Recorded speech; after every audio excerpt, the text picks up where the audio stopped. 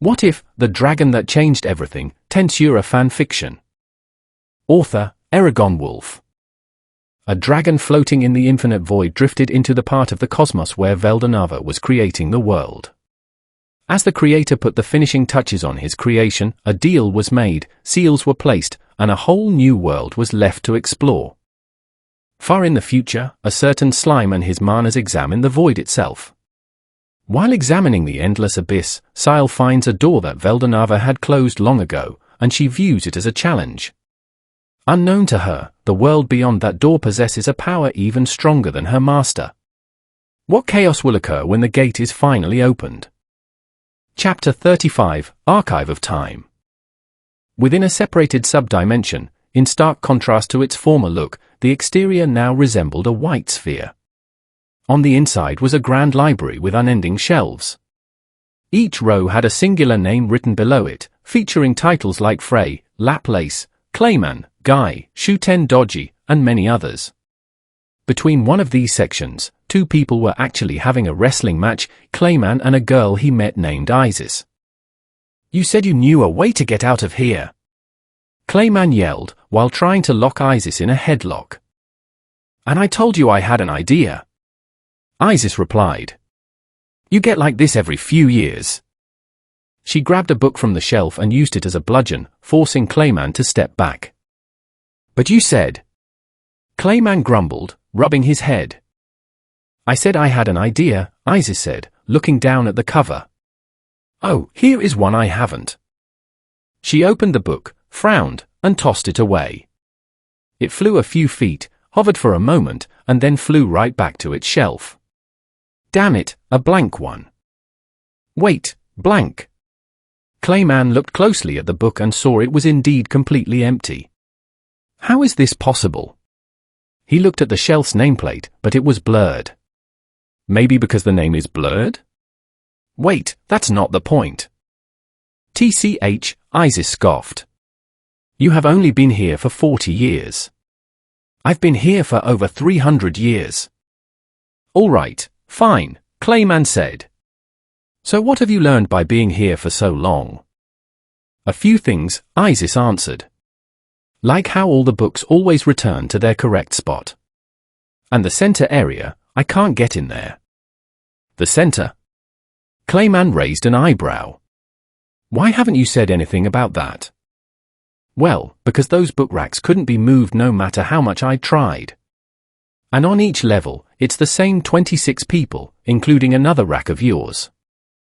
Let me guess, arranged in a circle. Clayman pondered the information. Yeah, Isis said, surprised. How did you know? Because for 400 years, you haven't found a single rack belonging to Erogon, right? Clayman asked. Yeah. Most of the other books here only mention him in passing, or the entire passages are blurred out and illegible, unless it already happened in the past, Isis explained. Can you show me them? Clayman requested.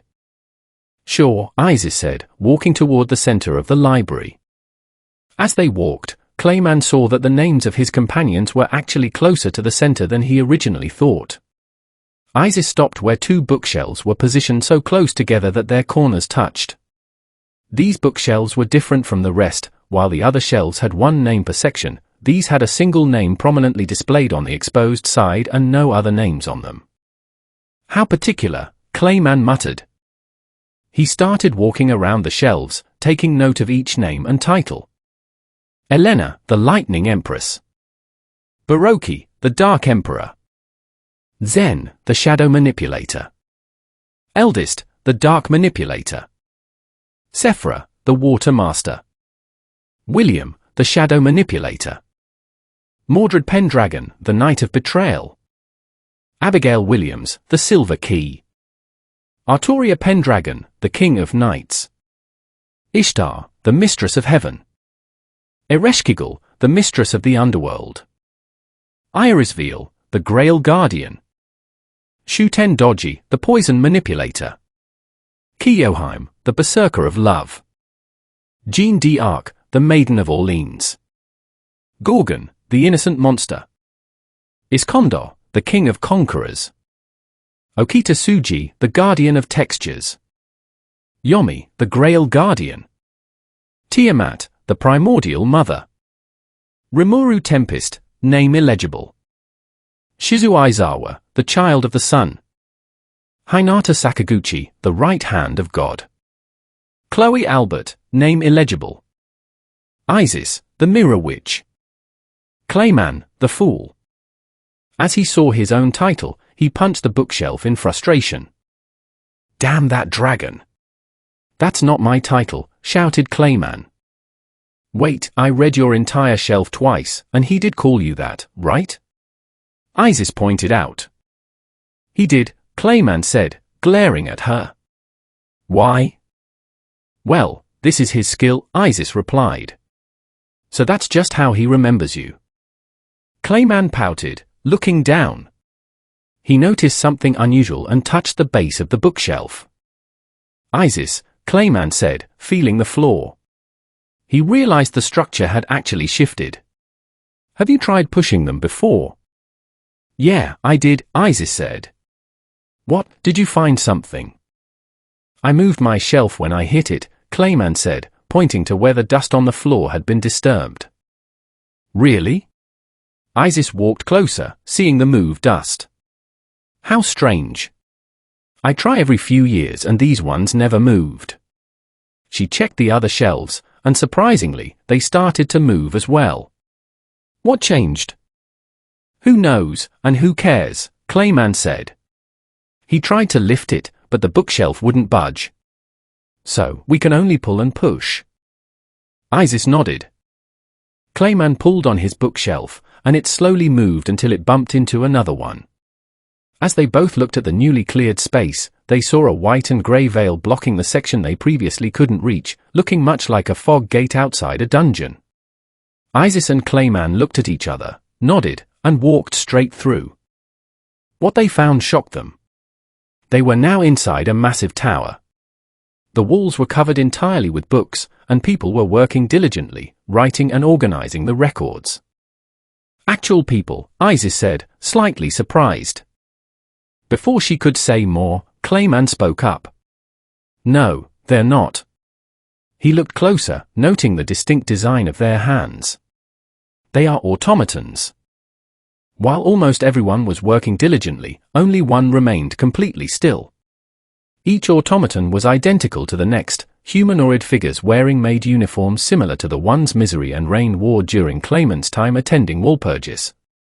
The only differences Clayman noticed were their hairstyles, hair colors, eye colors, and the varying speeds at which they worked.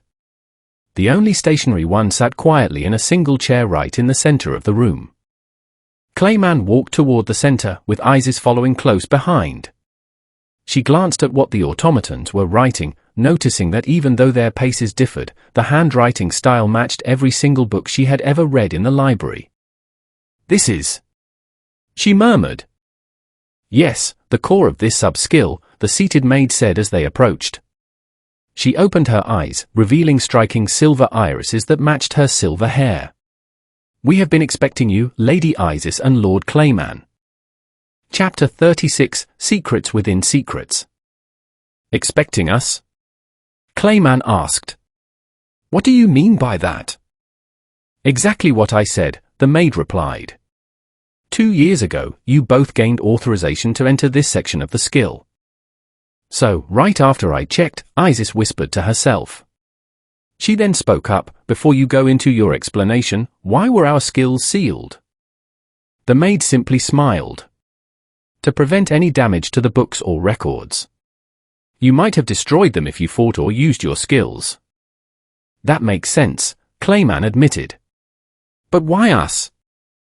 I am still compiling the information from Master. Please explore this floor while I sort through the records, the maid said, closing her eyes once more. While they waited, Clayman walked around, watching the other maids work diligently. He spotted one writing detailed records about Gistav's weather, its citizens' lives, and their daily lifestyles. As he stepped closer to inspect it, a chilling sensation ran down his spine. The maid glanced up at him with a cold glare that clearly meant back off. He immediately stepped back. I have never felt such an oppressive aura outside of Walpurgis, Clayman thought. Wait. He looked at the other maids' work. Each was recording data for different regions. One was handling Eurasania, another the Eastern Empire. But it all seemed like trivial information, tracking daily weather and mundane lifestyles. Why are they recording such useless information? Clayman wondered aloud. Useless information? Isis countered, looking over the pages. This stuff is never useless. If you are planning an invasion on a region, you have to know absolutely everything about their daily lives and weather patterns. Really? Clayman blinked. I never thought of that. A maiden wouldn't, a blue-haired maid said, walking down a set of stairs. Weather wouldn't affect them much, depending on the situation, a black-haired maid added, walking up another set of stairs. What the? Both Isis and Clayman thought simultaneously. I didn't even notice those stairs before. The two new maids walked over to the silver-haired maid, who opened her eyes once again. We are the personalities of this skill, the three maids said in perfect unison.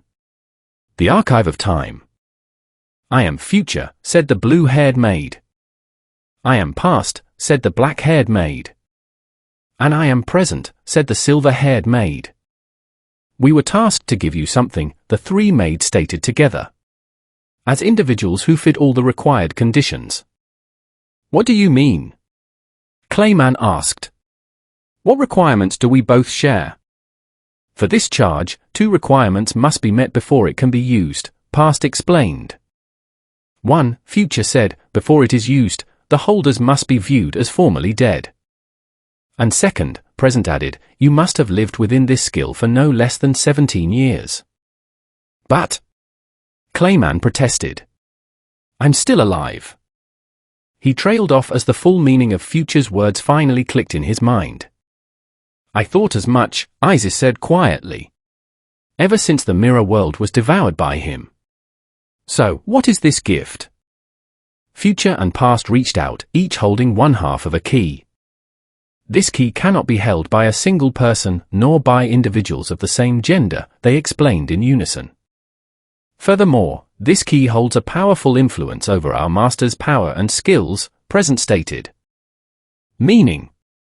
Isis pressed.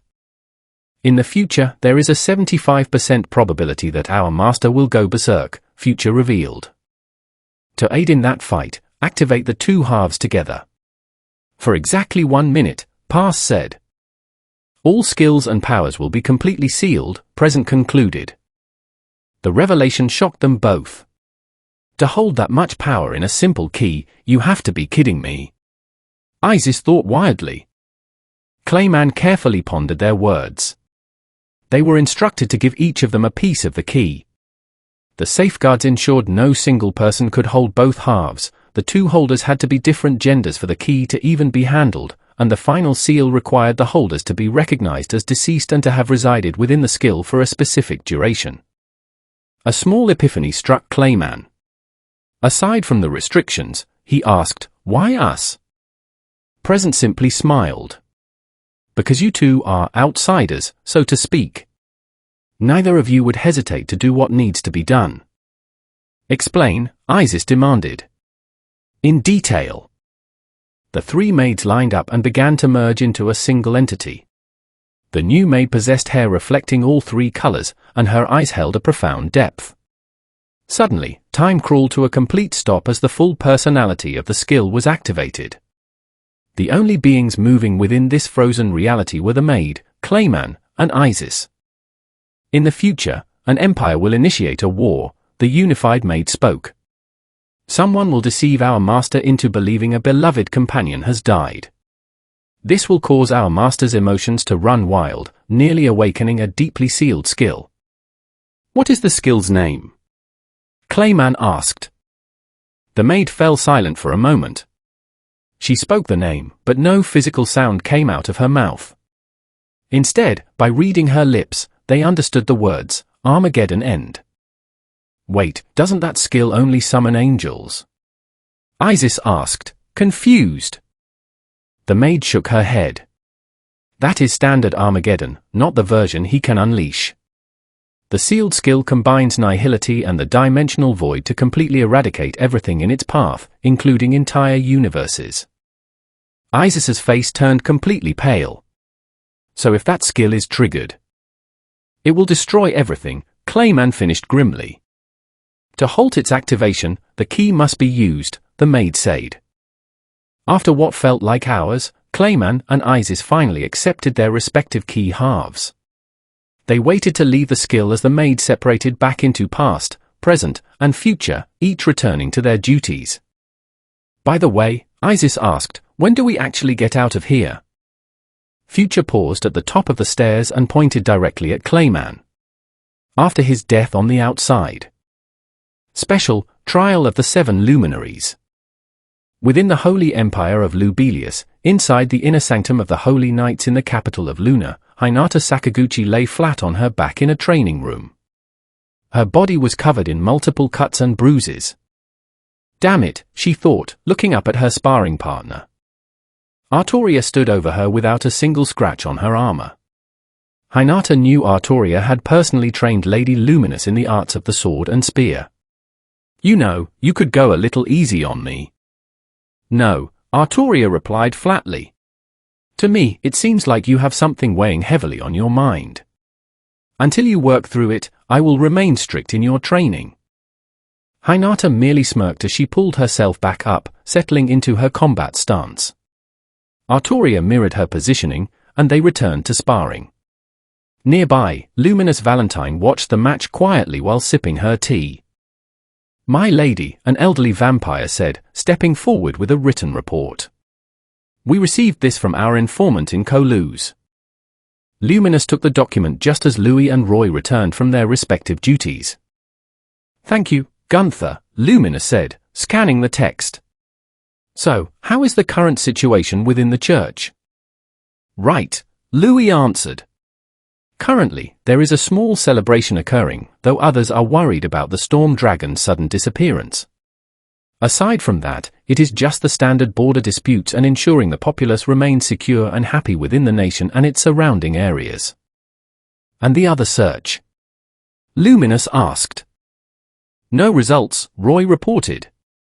Even after 300 years, there have been no signs of the Kuran family, aside from the two who were outside Night Rose during its destruction. That still concerns me, Luminous murmured, watching as Hinata was swept onto the ground yet again. Luminous couldn't help but chuckle at the sight, recalling when Hinata had first fought both Roy and Louis. She had defeated them, but it had nearly cost her life. Luminous had stepped in back then, healing her subordinates alongside Hinata, and challenged her to defeat the seven luminaries. Hinata had bypassed them easily but was ultimately deceived into believing an eighth luminary resided behind a heavily sealed door. The next thing Hinata remembered after walking through that door was waking up in the Holy Knight's infirmary. She had challenged Luminous directly, lost, and subsequently swore lifelong loyalty to her. Hey, Hinata, how many times is that now? Luminous called out in amusement. You don't want to, Hinata started, but Artoria cut her off. 37-0 in my favor, Artoria stated plainly, causing Hinata to blush. So, 3 more wins and we get another punishment game. Luminous teased with a mischievous grin. Though I must say, Artoria, I am surprised by how much you are holding back your power during these fights. Well, I have to conserve as much energy as possible in this form, Artoria explained. She paused, pondering for a moment. Maybe I should switch things up to teach Hinata a lesson. Hinata, before the next round, may I try something different? What is it this time? Hinata asked, pushing herself up. Throughout all our matches, I have noticed a fatal flaw in your fighting style, Artoria said, putting away her training arming sword. You are a one-trick pony.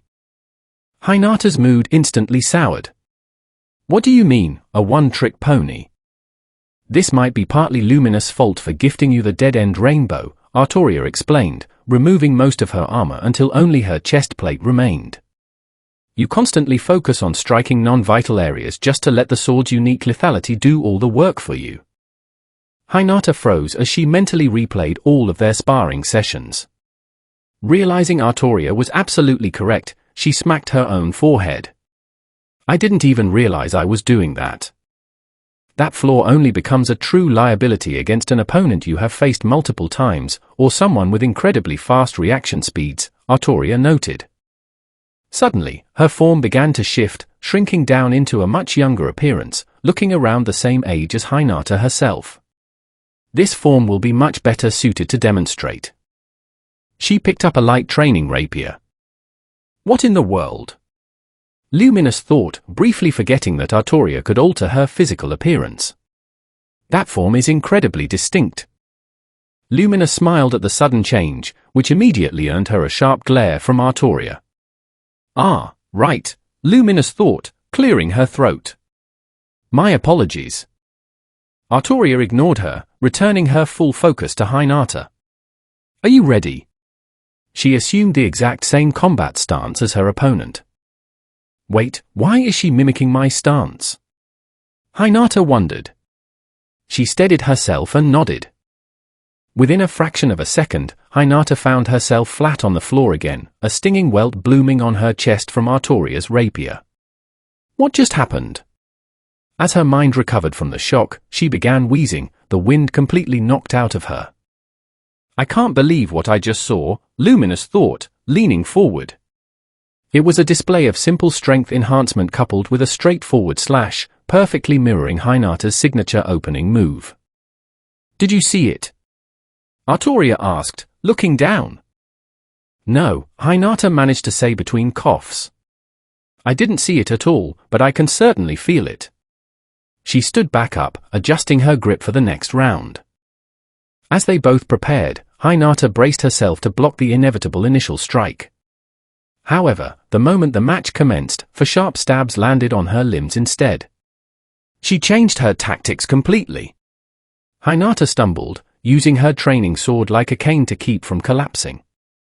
Hinata, if I were actively using the dead-end rainbow in this match, Artoria said, tracking her movements, where do you think I would strike next?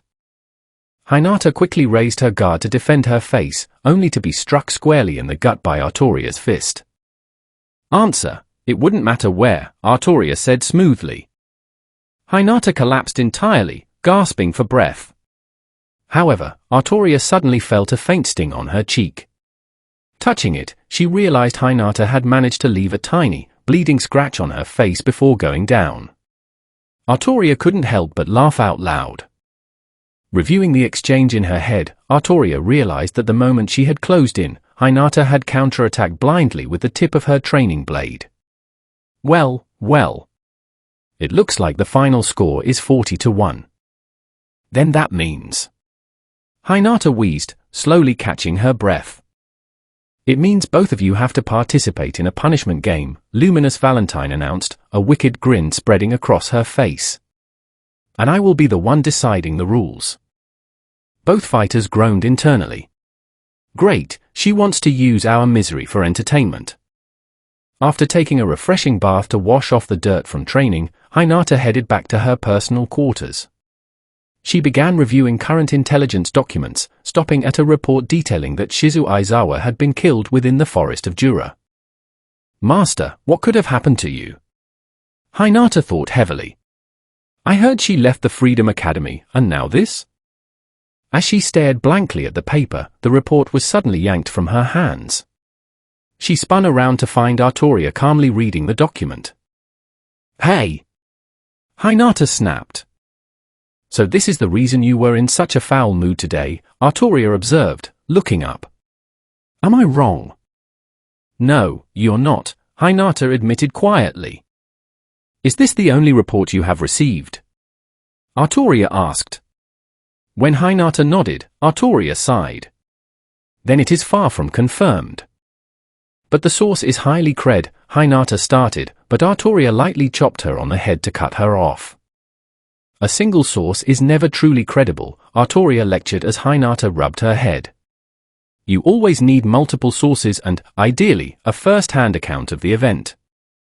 But how am I supposed to get that? Hinata asked. That part is easy, Artoria replied. You are already deploying someone to confirm the activity of the Orc Lord inside the Forest of Jura, correct? Yeah, that is standard protocol. Then simply instruct them to quietly verify the status of your mentor as well, Artoria said, handing the document back. But that's... Hinata hesitated. Personal. Artoria finished the sentence. It may be personal, but if it is altering your focus and training this severely, then it affects your duties. That means it is no longer just a personal matter. I see your point, Hinata conceded. So, who are you sending? Artoria asked. Lightus, Hinata answered. Understood, Artoria said. I highly suggest keeping this aspect of the investigation entirely covert. Right, Hinata agreed. She looked over Artoria's smaller frame. And by the way, why are you still maintaining that younger form instead of your adult appearance? It is part of Our Lady's punishment, Artoria grumbled slightly. I am required to stay like this until she is fully satisfied. Right. Hinata muttered, turning toward the door to locate her subordinate. I wonder how she will react when she uncovers the actual truth, Artoria thought, a small smile gracing her lips as she walked back toward the inner sanctum. Within the Holy Knight's residential quarters, Hinata walked along the corridors, checking on the lower-ranked knights in training and the standard crusaders. Eventually, she reached the room belonging to one of her fellow 10 great saints, Lightus, known to her comrades as Lightus of the Water. Hinata knocked firmly on the door. The door is open, a female voice called out from within. Hinata stepped inside to find a young girl of slight stature with long blonde hair and sharp blue eyes. Her hair was tied back into a low ponytail with a large black ribbon. She looked exceptionally tidy, dressed in the standard white coat of the Temple Knights, completely buttoned up to the collar. Oh, Lady Hinata! I was just preparing to head out, Lightus said, bowing slightly. It's fine, Lightus. I just have an additional side mission for you to fulfill while you investigate the Forest of Jura, Hinata explained.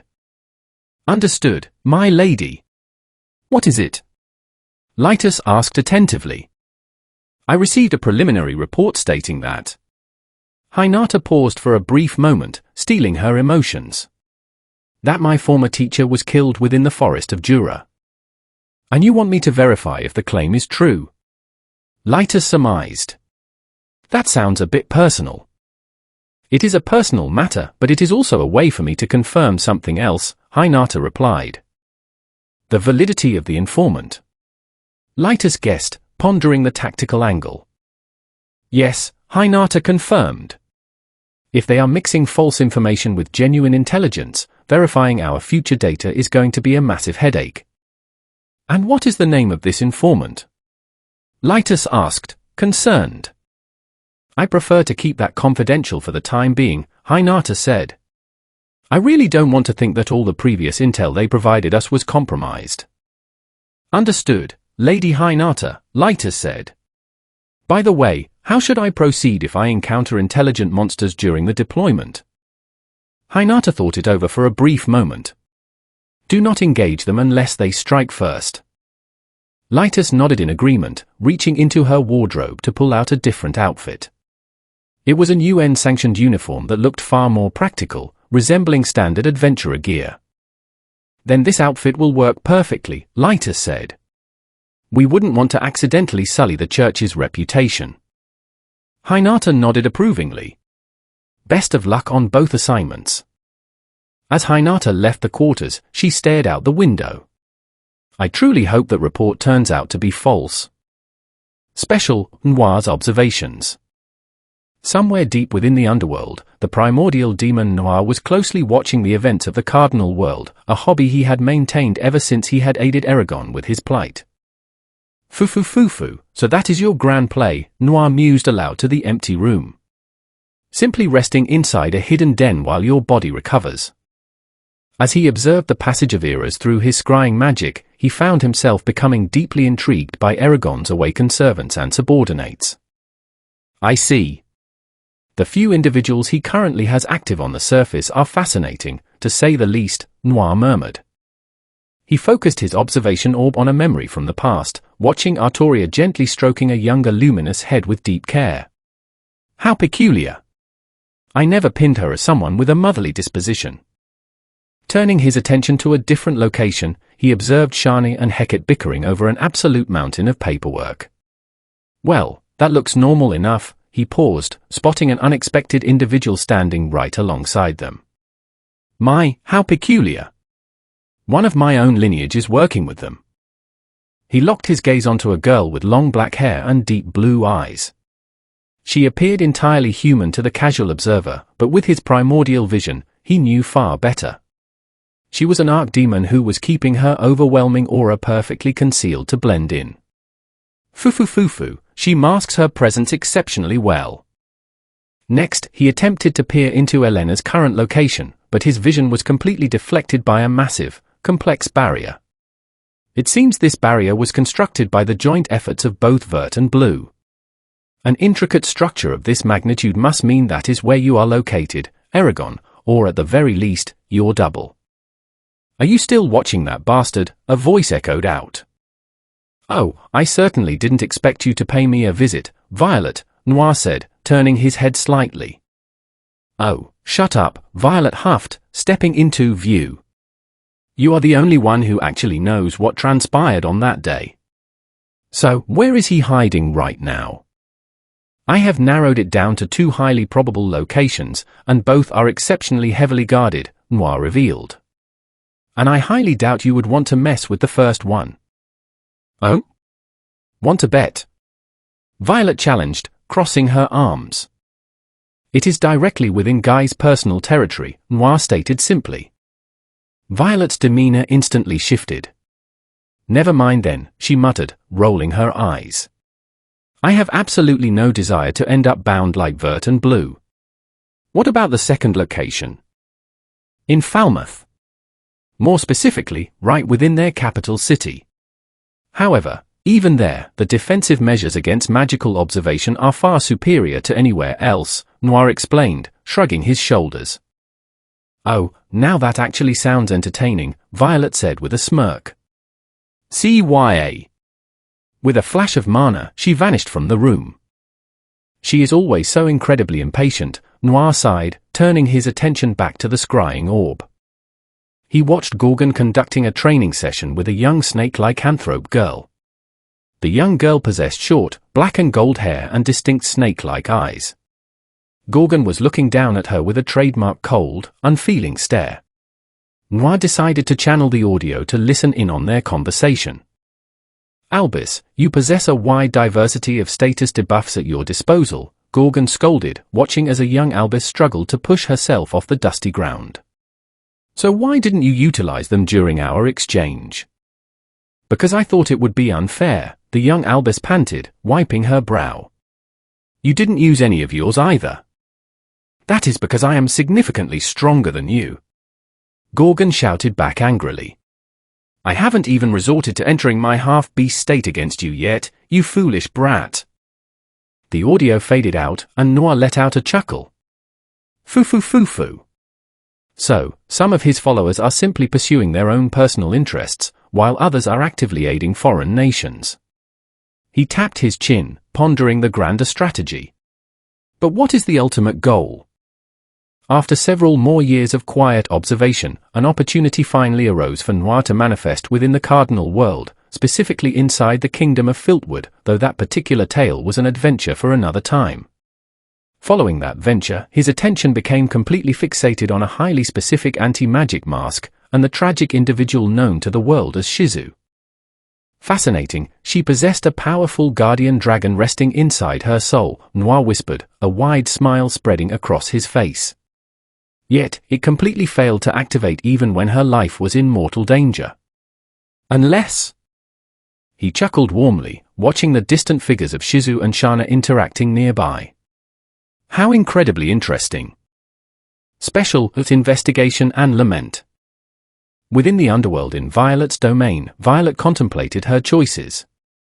What to do, said Violet, looking at all the orbs representing the various plans she had in action. Those 2 plans are going swimmingly, but what to do now? As she pondered, she remembered what Noir had said. She grinned slightly as her two direct subordinates appeared before her.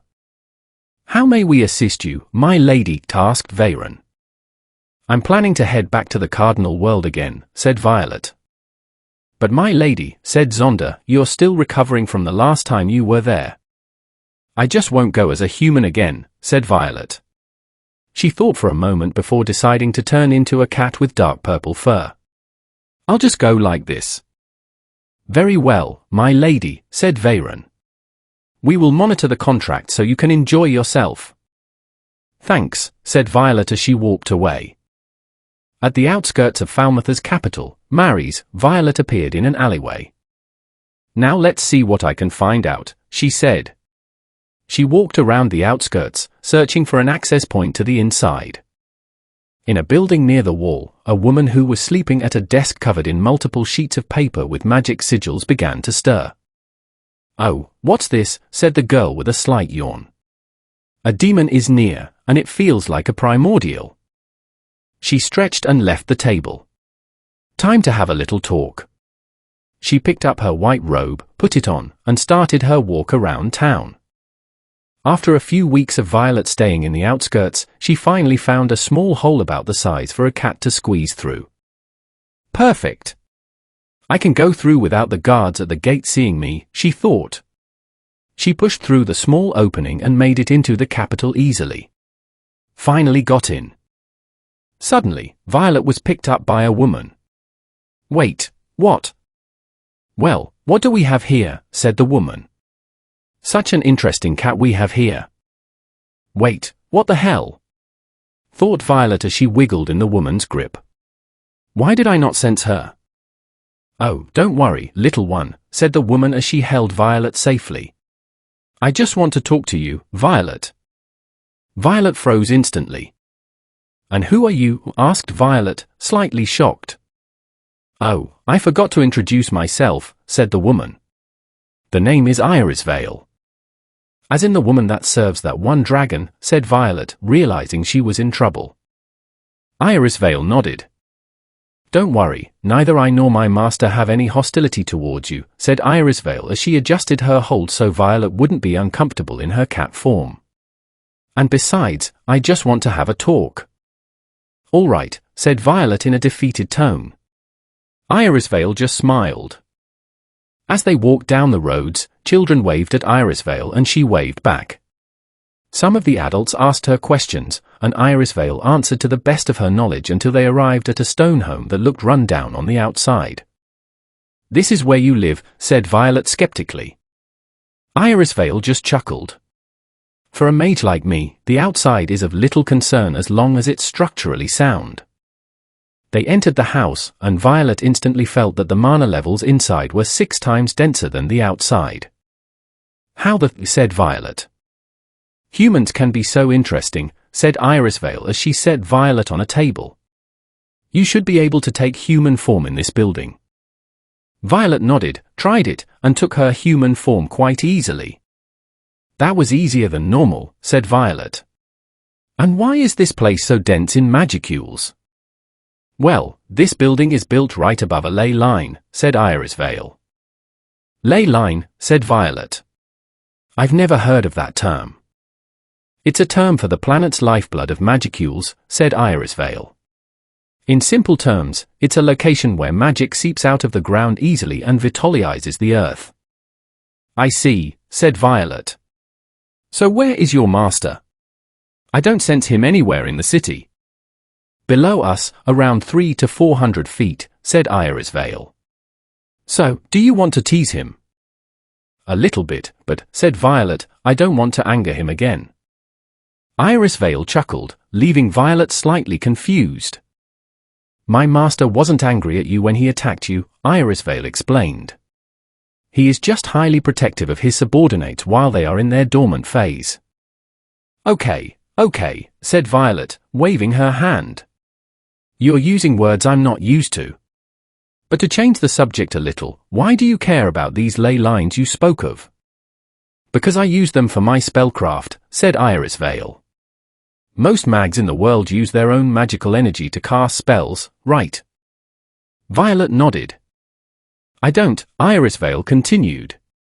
I hide my real strength by borrowing a small portion of the energy from the ley lines to cast my spells. But that makes no sense, said Violet. You said it was the energy of the planet, so wouldn't it be the same for all creatures of this world to use it? Irisvale pondered for a few minutes. Suddenly, a crystal glowed on the desk as a familiar voice rang through it. Irisvale, explain it so she can understand completely how the ley lines work and how they're formed, said the voice from the crystal before the light dimmed. Yes, Master, said Irisvale with a slight bow. All right, start explaining, said Violet. As Irisvale began to explain how ley lines work and how they are formed, Violet was actually surprised by how detailed and intricate the concepts were. Irisvale explained that ley lines, or ley line veins, are the planet's lifeblood of magicules that flow through the crust and then return to the core. However, there are areas known as nodes where ley lines intersect one or multiple times. In these spots, magicules are released much more easily, making the area prosper far better than regions with weak ley lines that are distant from the nodes. Irisvale explained that these are natural veins, not living veins. Living veins are created by large amounts of magicule circulating in one place, like the lair of a true dragon or a true demon lord. Living and natural veins coexist with each other, and if one is directly on top of the other, the effect is doubled. However, that in itself is a double-edged sword because the overflow can become toxic. Wait, but didn't you say there was a natural vein here and a living vein? Asked Violet. That is true, said Irisvale. But the living vein isn't fully active at the moment due to his slumber and recovery. When you said toxic, I thought it would be like a swamp, said Violet. That toxin can take many forms, Irisvale replied. Like greed. Oh, said Violet with a smirk. That explains the nobility in this land for the most part. As thanks, I shall leave. She got off the table, but Irisvale tossed something at her, which she caught seamlessly. Chocolate for your troubles, said Irisvale. Violet just smiled as she vanished back to the underworld. In Marisa's castle, inside the chief sorcerer's office, Raisin was working hard, handling a highly annoying issue. Damn those three, said Raisin, who was still in the form of an old man. If they weren't important and useful, I would have had them dealt with long ago. He looked at the 3 files of the newest Otherworlders, Shogo Taguchi, a male teenager and leader of the 3, who possessed the Berserk skill, Kuya Tochibana, another male teenager with the Sever skill, making him perfect for the commander of the knights, and the only girl in the group, Kirara Mizutani, who possessed the Bewilderment skill. Those 3 are always troublesome, said Raisin. He then noticed a small book tucked under the stack of files and pulled it out. I'm surprised that I have this here. The old story Irisvale read to me when I was young. He opened the book and started to read it, but quickly realized that it was different from the version Irisvale used to speak aloud. Why did she change it? He skimmed through the text until he saw a section he recognized. Ah, just how I remembered. But some of it is different. Maybe I should read from the start. He flipped the book back to the beginning and began to read. Legend of a Foolish King. By Irisvale von Einsburn. Long ago, when a young dragon was creating worlds in his hand, an older, more powerful dragon appeared. The younger one was worried that the older one wanted to break his worlds. But he quickly realized that the older dragon was injured. The older one saw the younger one's work and wanted to help, so the younger one spoke. Since you wish to help, said the younger dragon, what if I give you a place to rest and recover? The older dragon was intrigued and agreed, but added a clause, since I am too strong for your creations, I will give most of my strength to your world so I can be locked away without worry. The younger dragon was surprised. Then let's make a deal. A deal? Yes, let's place 5 seals around your location of slumber. When they break, you will be fully recovered, and the world will bring you more fun. The older dragon was intrigued and agreed, but asked that he get to choose 2 of the seals' removal conditions. With that they agreed, and the 5 seals were placed as the older dragon began its slumber deep underground. The seals were: a true demon lord is born. A true hero is born. A child of dragons becomes a true demon lord. An undead creature gains divinity. The weakest race becomes a true demon lord. So this sounds like a small creation myth, but those seals? Raisin pondered. At least 2 seals are intact, unless the 4th was broken already. He continued reading the story. Years later, a city was formed above the dragon's slumber. Due to the dragon's aura bleeding into the area, greed and avarice were heightened, affecting the nobility the most. Which, in turn, affected the people. The land was great for crops, and it was an excellent location for trade due to the forest to the south, which contained another slumbering dragon within. So this is where she started, and the city is the capital itself, so. The king's greed became great, but a new nation was forming elsewhere nearby with greater trade routes. With insistence from his council, the king decided to invade this new nation and paid a terrible price, as a new true demon lord would be born from his actions, and the final seal on the ancient dragon was removed. The dragon's rage was swift and cruel as he rose from his slumbering location. Once he broke through the ground, nothing in the city survived the aura and power of this ancient being. The end. Raisin set the book down and thought deeply about the ending. The same as I remember it. But if this tale was made from facts, then this nation is already on that exact path. If this nation comes to be, negotiations would be far better than an invasion, but convincing the king will be troubling. From my knowledge, that 4th seal should still be in place, unless the seal was broken without an event being recorded. He wrote down the seal numbers. The 1st and 2nd would be the Lord of Darkness, Guy Crimson, and the Emperor of the Eastern Empire, Rudra. The 3rd would be the Demon Lord, Milim. The 4th remained a total mystery as to whether it had been released already. As for the 5th, it hadn't broken yet. How annoying, Raisin muttered. Chapter 37, Evolution and Clash. After the party, the young master made the decision to join Rimuru's village until they defeated the orcs. Rimuru then named them, subsequently falling asleep for 3 days due to the massive drainage of magicules. The day before Rimuru awakened, Benimaru approached Shizu. Said Benimaru, Lady Shizu, may I ask you something? Oh, said Shizu. I see you're not wearing your old armor. That's good. She sighed in relief. May I ask why? Asked Benimaru, pondering her calm demeanor. Well, I didn't always have this form, said Shizu. But when I gained this form, I gained a skill that caused all processed materials like steel and hardened wood to smell bad to me. I'm still getting used to it. Oh, that sounds like nature sense, said Benimaru. If I remember correctly, the dryads are born with that skill. I see, said Shizu. If I may ask, how long have you had it? Asked Benimaru. Around a week, Shizu replied, thinking back. Wow, so it's a really new sense for you, said Benimaru. So that's also why you don't go near Kaijin's forge. Yep, said Shizu. But I'm getting closer each day as I get used to it. She stood up from where she was sitting. Well, I have some training to do with Shani. I have a question about her, said Benimaru.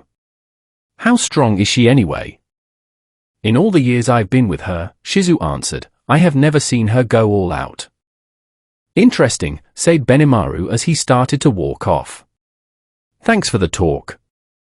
I have a feeling he's going to challenge Shana, thought Shizu.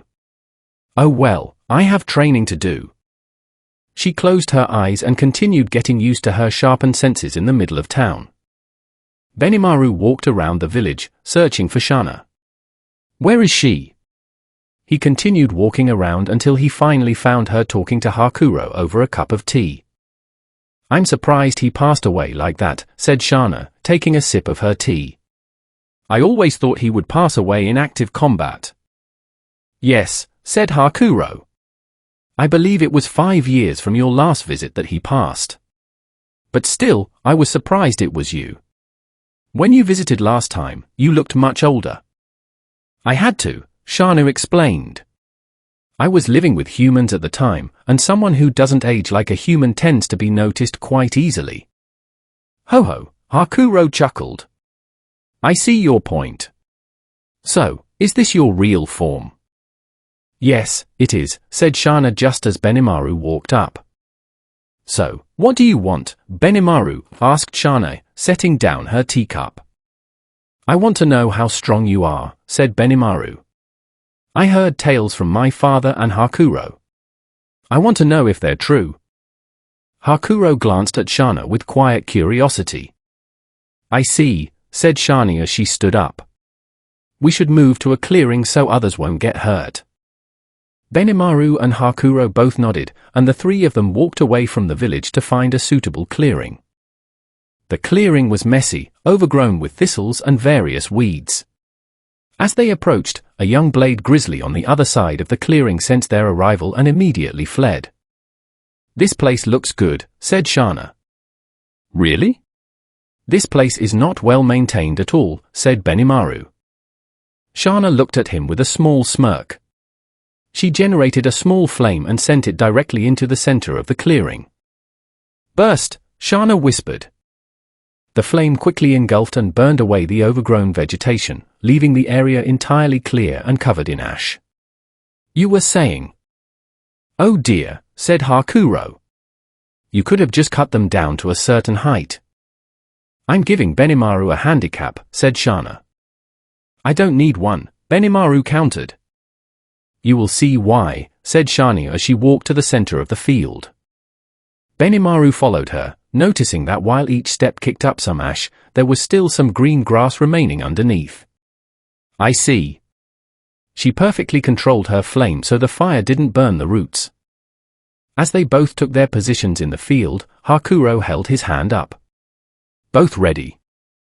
They both nodded. Then begin. Hakuro dropped his hand and backed away as the two charged at each other. As their swords clashed, the ash blew away around them in a violent gust. Each strike sounded like a loud clap of thunder. Hakuro did say she was like a force of nature, but I never expected this. Benimaru tried to deflect Shana's fourth sword strike, only to find her blade nearly locking his in place. For a body her size, she has the exact same physical strength as my old man. Shana backed away smoothly from her strikes. Had enough? Asked Shana as Benimaru charged back in for another sequence. He's not as strong as Hakuro's old man, but that's perfectly fine for someone his age. He's not ready for me to go all out yet. Shana seamlessly used Benimaru's own sword momentum to disarm him, bringing her blade within millimeters of his neck. I yield, said Benimaru, and Shana retracted her sword. Well, for someone your age, you're quite good, said Shani as she sheathed her blade. Though, I was comparing you to his old man. She pointed directly to Hakuro. Ho ho ho, Hakuro laughed. That's actually excellent, Benimaru. Well, it has been a while since I lost a sparring match, ever since my elder brother left, Benimaru admitted. So you wanted to test yourself against me, he asked Shana. Benimaru nodded. I see. In that case, I would give you a score of 35 out of 100 points. Only 35. Benimaru muttered with a slight sulk. Hakuro walked up and placed a hand on Benimaru's shoulder. Don't worry about it, young master. Let me show you what she truly means. Benimaru and Hakuro switched positions in the field. So he wants to spar? Thought Shana. Her hair suddenly turned a vibrant red, with glowing embers forming around it and falling to the ground. Very well, but I won't hold back. She took a solid fighting stance, while Hakuro just stood there calmly. All right, said Benimaru. Begin. Both fighters instantly vanished from sight as sparks started flying wildly throughout the clearing.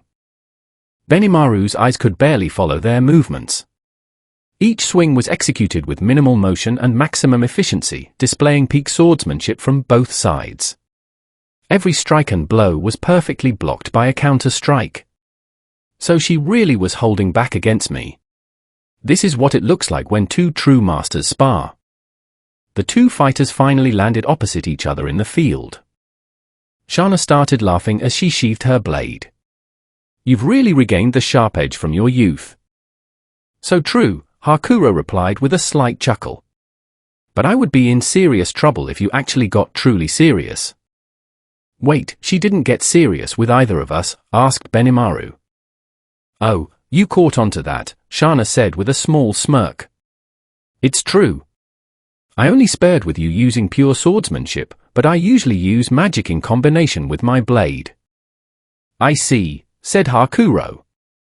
So since this was a pure swordsmanship spar, you focused entirely on your blade technique. Shana nodded. Thank you for showing us how far we still have to go, Benimaru said with a respectful bow. Oh, don't worry, said Shanu. I may not look it, but I am actually older than Hakuro. They decided to return to the village after that. The following day, Rimuru woke up, and the Kijin received their respective roles to help the village prepare for the battle against the orcs. In the marshlands around Lake Sis, the orcs continued their slow, steady advance. The lizardman's leader decided to send out his son to gather reinforcements from the nearby goblin villages for the battle to come. Chapter 38, Shedding an Awakening. While the lizard folk were heading to the goblin villages, another meeting was about to happen deep underneath Falmouth. Erogon woke up from his long slumber. Irisvale, come here. She instantly teleported right in front of him, which thoroughly surprised Shinshaw. You called, Master, said Irisvale. Yes. Take Shinshaw outside of the barrier here for a few days, said Erogon, surprising her. But I thought I was stuck here until it broke. Shinshaw protested, picking up her observation orb. Irisvale will explain everything later, said Erogon. Now go. Irisvale grabbed Shinshaw, and the two teleported away just as a dark portal opened within the barrier. As Erogon took his human form, he was in a noticeably foul mood. A demonic door rose directly from the portal, swinging open as three people walked out, 2 maids and a man. So, why are you here, Guy? Said Erogon, extremely annoyed. If you wanted something, you could have just gone to my double. And have to go through your wife. Guy replied. No thanks. I just have a few questions for you. I couldn't tell from his double, but he is far stronger than I originally thought. So ask your questions, said Erogon. First, what are you planning? Asked Guy. Depending on what it is, I might have to interfere. You don't need to know that, Erogon stated as his aura flared dangerously. Fine then, said Guy. Then answer me this, what is the deal with that continent on the other side of the world? Guy maintained a small smirk. You don't need to worry about that anytime soon, Erogon said, locking his eyes dead onto Guy. Oh. Guy challenged. You have that entire place locked inside a barrier that even my best forces can't get into, and I shouldn't worry. You're going too far. Like I said, you don't need to worry about. Erogon started, but a red energy orb suddenly flew right past his head. Enough of your lies, Erogon. Tell me what that place is, Guy demanded, preparing another energy ball in his hand. A few hours before Guy went to see Erogon, he had been having tea with Velzard and Elena. Elena, Guy had said. I know you enjoy these small interactions, but I have a quick question for you. What is it? Elena asked, still drinking her tea. If your husband was hiding something from me, how would I get the truth out of him? Guy asked. You won't, Elena replied flatly. If he doesn't want you to know something, you may literally have to beat it out of him. Why is that? Asked Velzard. Simple, Elena explained. It's a pride thing for him. So, knock him down a peg and he might tell you. But I will warn you, Guy, if you go down that path, be entirely ready for absolute hell. Back to the current time, the standoff between Guy and Erogon intensified. Erogon looked at where the previous orb had landed, noting that a massive chunk of the stone wall had been completely destroyed. So, will he tell me now? Guy thought.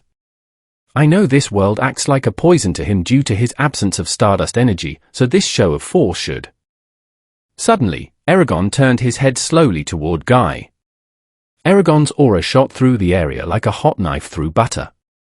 "You dare give me orders?" Eragon roared in a bellowing voice that caused the very earth around them to vibrate, triggering a localized earthquake of roughly magnitude 3.0. "Know your place, you cur." Both Misery and Rain were instantly brought to the ground, gasping for air from the sheer density of Eragon's aura and the magicules pouring into the area. Guy could do nothing but stand there and take the absolute brunt of the pressure. What the hell is this? If he has this much power without Stardust energy, what will happen when he actually gets it? Guy lasted barely 3 minutes before he was nearly forced into a kneeling position. Finally, Eragon stopped the pressure. "Leave before I change my mind," said Eragon. "Not until I know why," Guy insisted. "Why shouldn't it be my concern?" "Because I am handling it," Eragon replied. "If you start meddling, it will kill at least half the population on that continent." "What?" Guy asked, genuinely surprised. "Talk to my wife about it," Eragon said, turning away from them completely.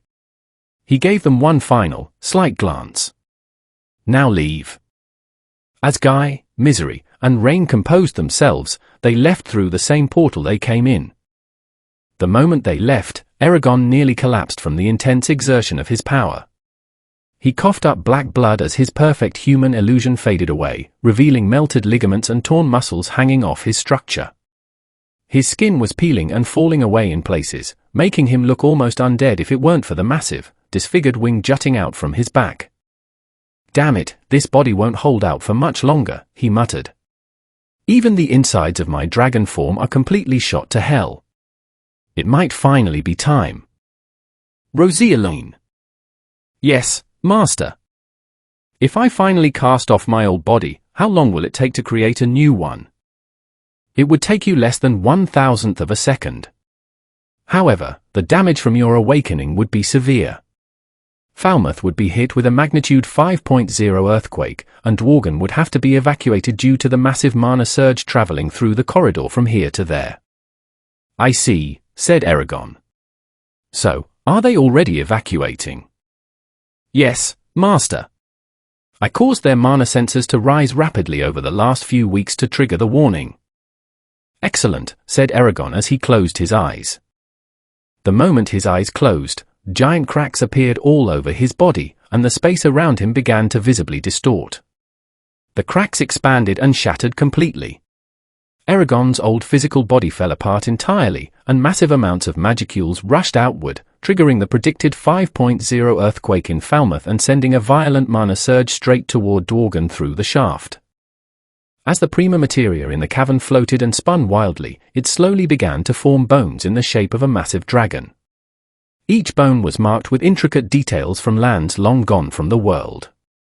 The only highly distinct feature of this skeleton was its head, which was far more developed and possessed 3 separate sets of eye sockets. Nerves and organs formed within the skeleton, followed by thick muscles and vibrant golden scales. As the spikes formed along the spine, they developed tufts of silver fur that ran all the way down to the tip of the tail. 3 tufts formed on each shoulder, with 1 on each knee and elbow. These tufts ranged from the length of a fox's tail to a short stubble between the spines. Eragon's new body fully materialized within 100th of a second. He took a deep, clear breath with his new lungs, no longer feeling the intense pain that used to accompany every single breath containing even a trace of Stardust energy. "Oh, finally," he said. "Why did I not do this sooner?" He opened his eyes. The rear set looked like glowing yellow dragon eyes. The middle set displayed an octagram star with an inner angle of 20 degrees at the points, featuring irises as black as night and pupils outlined in pink with white insides. The front set of eyes looked like yellow clocks with Roman numerals, with both eyes perfectly set to the time of 12 o'clock. "Though, this new vision will take some getting used to," Eragon murmured. He reverted back into his human form, showing his signature silver hair and yellow dragon eyes, accompanied by 2 distinct marks below his eyes on his face. "Notice, Stardust Generator is currently sealed within the barrier. Notice, protections and titles have been destroyed, new title activated, redacted." "Interesting," said Eragon, looking around the cavern. He noticed that the barrier that had been holding him captive had been altered to exist inside him, restricting a portion of his full might. Well, now I can actually move around freely. He placed a totem inside the cave. Need you for later. Erogon smiled and vanished entirely from the cavern. 15 minutes before the first earthquake hit, Irisvale and Shinshaw were teleported back into Irisvale's home. Well, we should head out to an open field, Irisvale noted. Why? Asked Shinshaw. Because, Irisvale said, guiding her outside, if Erogon gets mad, his aura can cause massive earthquakes. Wait, said Shinshaw. What's an earthquake? Has the earth ever shaken violently around you before? Irisvale asked. Shinshaw shook her head no. Well, the ground shakes aggressively, and buildings can collapse from it. They reached a wide, open field equipped with a table and chairs, looking much like a park. Irisvale gestured for Shinshaw to sit down. As they both sat, Irisvale pulled out a pitcher of water and 2 cups, filling them exactly halfway. Shinshaw took one as Irisvale placed the pitcher back on the table. Why fill them only halfway? Shinshaw asked. So it doesn't spill easily, Irisvale replied just as the 3.0 earthquake hit the capital, lasting for 3 to 4 minutes. The civilians in the distance were panicking, but Irisvale calmly held the pitcher in place so it wouldn't fall off the table, watching the water inside shake violently along with the tremors. As the earthquake subsided, Shinshaw looked at Irisvale with a small smile. Well, that wasn't so bad. Let me ask you, Shinshaw, Irisvale said. What happens when a vessel is forced to hold more power than it's designed to, and it only lets the power out slowly? Shinshaw thought for a moment. Hey, great sage, do you have the answer to that? Her unique skill responded instantly. Answer, for the first scenario, the vessel will deteriorate rapidly. For the second scenario, the energy will gush out violently and cause massive harm to the vessel. In both cases, the vessel will ultimately be destroyed by the power very quickly. Shinshaw's face went completely pale as she realized what was about to happen next. Right on cue, the massive 5.0 earthquake hit, shaking the land violently for 2 straight minutes. Chapter 39, Restrictions and Truths. After the earthquake, the Mags actively aided in repairing the slum houses and the noble estates alike. Throughout all that time, Irisvale and Shinshaw remained in the open field, sitting quietly at Should I be getting back? Shinshaw asked nervously. No, Irisvale replied with a warm smile. As long as you follow 2 relatively simple rules. Though, they are more like restrictions. Restrictions? Shinshaw asked curiously. Yes, said Irisvale. The first is to not interfere too much with Tempest's overall development. Wait, how do you know about? Shinshaw stammered in complete shock. Master told me to tell you, Irisvale said smoothly. She reached into her bag and pulled out a white cat mask adorned with a winter design. And the second, since you'll most likely break the first rule anyway, is to absolutely not be spotted or sensed by Rimuru. But you didn't explain how he even knew. Shinshaw protested, slamming her hands down firmly on the table. You know how my master is, Irisvale said with a sigh. Even he doesn't tell me everything. I mean, you have been with him for how many years now? Shinshaw pouted deeply. You have a point. I've been with him for at least 100 years, and I have never truly understood his reasoning. Irisvale laughed softly. True enough. He always seems to know an incredible amount about everything, but he rarely stops to explain it. Shinshaw looked down at the mask, picking it up to analyze its properties. So this mask reduces the natural aura of any monster that wears it. But there is something else built into it. What is it? It fogs up the memories of regular people who observe the wearer, Irisvale explained, taking a sip of her tea. However, for people who possess a perfect memory, the effect doesn't work on them at all. Hence why I absolutely cannot be seen by Papa. Shinshaw surmised. Irisvale simply nodded in confirmation. So go have some fun, and remember the 2 restrictions, Irisvale said. Shinshaw smiled brightly, took the mask, and ran off into the distance. Everything is going exactly to plan, Master, Iris Vale murmured to herself. That mask will definitely help. Exactly, Iris Vale. With Jack's unique ability woven in, Shinshaw will be a total phantom unless Rimuru spots her directly. Inside the Ice Palace, Guy Crimson was slouched heavily in his throne, completely exhausted from his intense encounter with Eragon. I never expected that, Guy thought. If he was truly that strong, why did he never show it before? It was almost like his body physically couldn't handle it. Wait. Didn't Veldanava once mention that Eragon's body originally came from an old world that was entirely devoid of a specific element, and that's why he never chose to attack? As Guy straightened up in his throne, deeply pondering the theory, Elena approached him holding a bottle of wine and 2 elegant wine glasses. What do you want? Guy asked. Well, I came to visit someone who has clearly looked into the jaws of hell, Elena said, holding out the wine and glasses. You knew exactly what would happen, Guy said, completely unamused. And yet, you said absolutely nothing. Would you have actually listened to me if I did? Elena countered as she walked up the steps to the throne. You have a point, Guy admitted, looking up toward the high ceiling. If you had told me that would happen, I wouldn't have believed you for a single second. He let out a slight chuckle. And here I thought I was the strongest entity left in this world. Well, I did explicitly warn you about it, Elena said. She poured a generous glass of wine for each of them and handed one over to Guy. Oh, trying to curb my physical pain with wine. Guy teased. You know I am highly particular about the finer things in life. He took the glass and sniffed the aroma. Wait, is this? It is all the way from when you first arrived in the cardinal world, Elena revealed.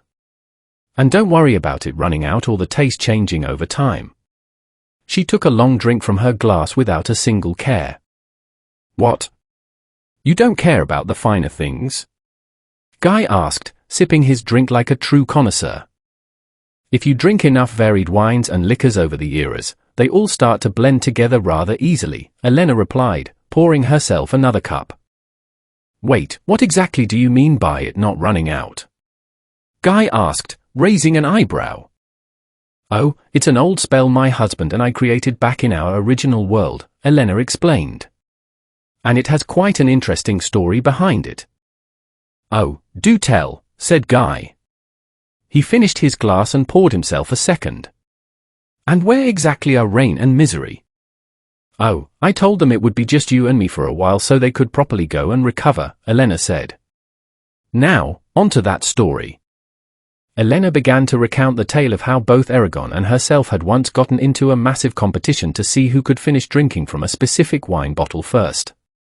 To make things interesting, they enchanted 2 wine bottles to be completely endless and to always taste perfectly tailored to the other's preference. By the end of the night, neither of them could remember who actually won or lost because they both got drunk to the point of forgetting the entire event. Now that is surprising, Guy chuckled. Seeing 2 true dragons completely drunk would have been quite a magnificent sight. Well, back then we didn't possess the natural resistances or immunities that we have here in this world, Elena noted, taking another drink. Then what did you have to rely on? Guy asked. Pure tolerances, Elena replied.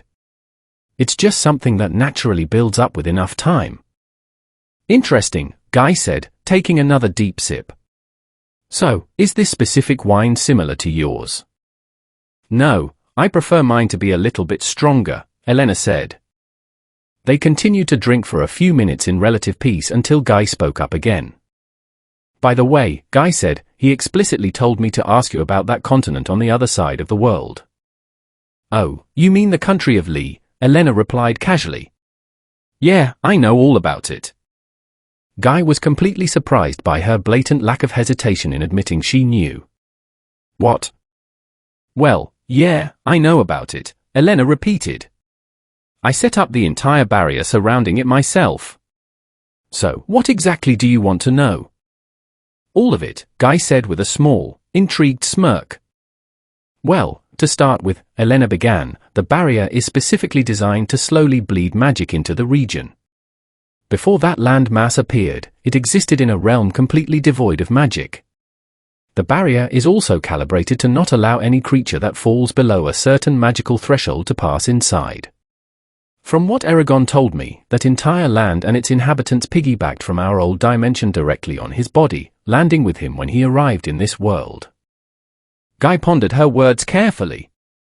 If what she says is true, then they never naturally developed magic. They would all instantly die the moment they entered our world, or they would end up exactly like the human summons that Leon constantly talks about. Please continue. Are there other places like that? Guy asked.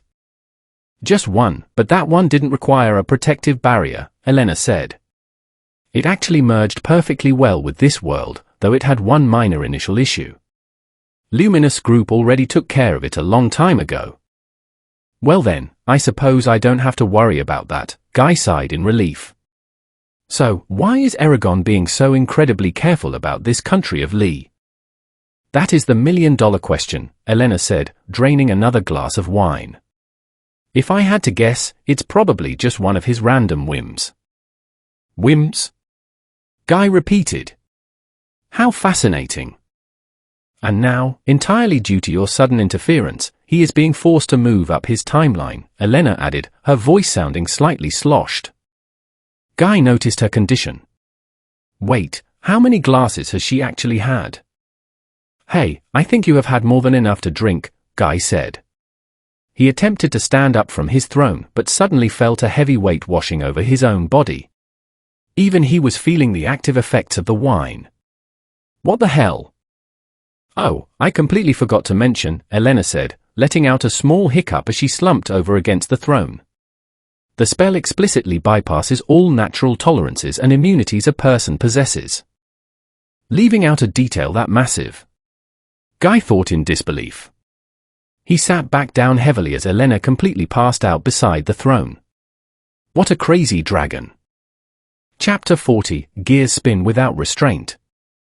Following the duel between Gobta and Gabiru, in which Gobta won with absolute ease to Rimuru's complete surprise, Gabiru and his party quickly fled the area. The village leaders decided to hold a formal strategy meeting. As the meeting progressed, one of Sue's shadow body doubles encountered an unexpected visitor. My lord, there is someone outside who wishes to speak with you directly, Sue announced, appearing in the room. Oh great, who is it? If it's someone else like Gabiru, Rimuru sighed, I don't know if my patience can handle that right now. Well, Sue clarified, it is actually a dryad. The announcement thoroughly shocked everyone in the room, and Rimuru quickly agreed to host the meeting. Suddenly, a wave of dense, natural magic flowed into the room. A small green sprout quickly grew directly out of the wooden table, and a dryad materialized from the plant. She was a young woman with vibrant green hair, deep blue eyes, and exceptionally well-defined facial features. She possessed an ethereal beauty, with her physical body existing in a semi-transparent state. She wore a full-length, aqua-colored dress with elegant white sleeves, and her feet were completely bare. Greetings. I am the Dryad, trainee, the woman announced. Greetings to you as well, Rimuru replied. I am Rimuru Tempest, the leader of this village. What brings you to see us today? Well, I will get straight to the point, trainee said calmly. We would like to formally request that you defeat the Orc Lord. As the discussion continued, the village leaders uncovered the gruesome truth about how the massive army of 200,000 orcs managed to sustain themselves while marching through the forest. They were actively consuming the dead. Trainee then went on to describe the Orc Lord's terrifying unique skill, Starved, along with its known area of effect parameters. But why come to us? Rigard asked. Lay out the map. There are far stronger monsters residing within the forest of Jura. Behind him, Shizu was quietly sipping her tea. Yes, and if the ogre village hadn't been completely destroyed, I would have gone to them first, Trainee admitted. Furthermore, I simply cannot ignore two specific individuals present in this room. The master of this village, and the one who possesses the exact same sensory skill as us Dryads. Hearing this, Shizu flinched noticeably, while Shana simply averted her eyes and stared up at the ceiling. I understand her sensing me, but Shizu too? Rimuru thought. Well, it looks like we need to formulate a real plan, Rimuru announced to the group. I mean, we have to protect our village above all else. The leaders around the table nodded in firm agreement. After everyone had left the room except for Trainee, Rimuru, Shizu, and Shana, Rimuru turned to his companions. So, do you care to explain what she meant? Well, Shizu began, her tail twitching slightly as if she were trying to hide her internal nervousness. When Shana and I were, During Shizu's very first training session with her new body, she successfully unlocked a high-level sensory skill. Shana stated layout out the facts bluntly. I wanted to see exactly how far she could push her limits with it, and she accidentally peered directly into the Dryad's hidden village. Shana! Shizu shouted, her face turning completely red with embarrassment. What? Shana replied casually. Miss Trainee probably just wanted to verify if the person spying on them was evil or not, right?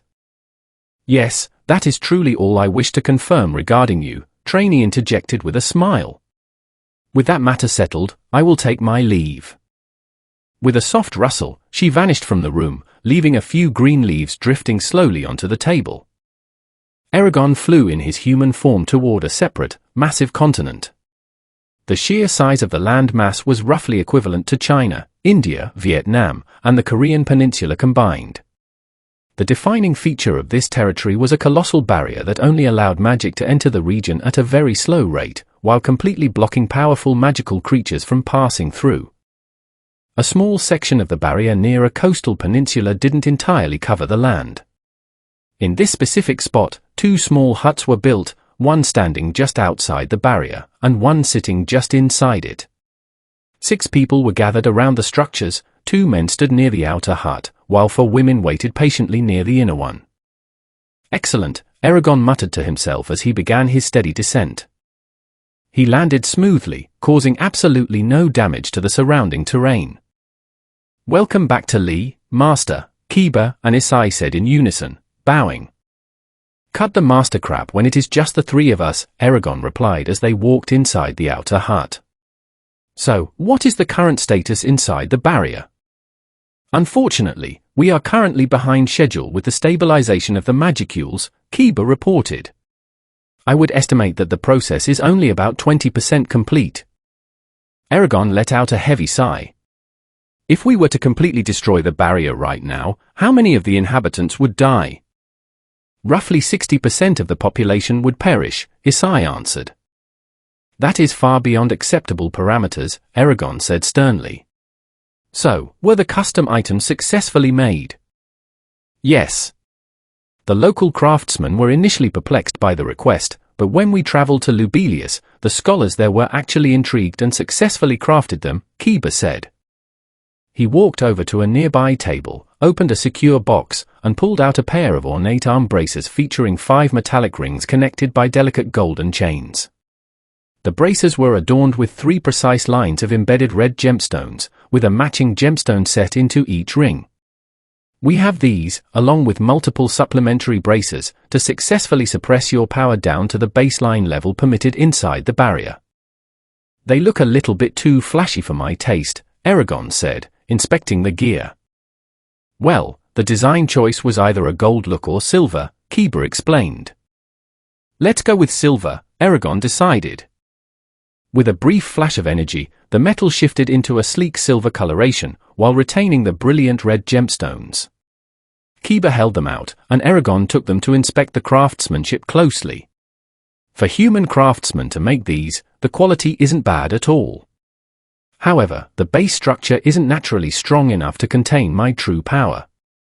Well, we explicitly gave them the build specifications for Grimjo's strength levels, Isai chimed in. We didn't want the church authorities to find out they were actively manufacturing something capable of sealing a true dragon's power. True enough, Erogon agreed. He began to directly modify the structural design of the active spells ingrained within the braces and rings. But the foundational design is remarkably efficient and effective. Following his modifications, the silver braces expanded to completely cover his entire arm up to the elbow, with the red gemstones shifting into an intricate, rib-like pattern. "Hand me the leg braces now," Erogon instructed. Kiba pulled them from the box and handed them over, allowing Erogon to modify them to perfectly match the aesthetic of the arm braces. Erogon was about to put the gear on when Kiba stopped him. "Sir, before you equip those, it would be best to manually suppress your power beforehand so the arrays don't instantly overload the moment you put them on," Kiba advised. "Furthermore, given the amount of time you will be spending inside, your broader plans out here might start to shift during your absence." "I see your point," Erogon acknowledged. Isai gave a slight grin. "And remember, you will have to maintain your female form while inside due to the specific nature of their local culture." He failed to notice Erogon's immediate irritation. "Oh," Erogon said. He stood up from his chair and walked slowly over to Isai. "And why exactly do you look so incredibly happy about that?" Isai rubbed the back of his head, closing his eyes with a smirk. "Well, I'll finally get to see your Jew." Before he could finish his sentence, he was violently kicked straight out of the hut. Erogon's leg had briefly transformed into a powerful hybrid mix of his human and draconic self to deliver the blow. Kiba facepalmed hard. "Please forgive him, sir. He is always like this." "Well, at least I didn't kill him," Erogon said, lowering his leg back to normal as Isai twitched silently on the ground outside. Erogon closed his eyes to calm his emotions. He then opened all three sets of his eyes, activating his Fate Weaver skill to peer into future events that might collide with his grand design. It looks like most things will run smoothly, but that one specific timeline point always seems to shift. How annoying. "Which point is that?" Kiba asked. "The inevitable confrontation between Rimuru and Hinata," Erogon revealed.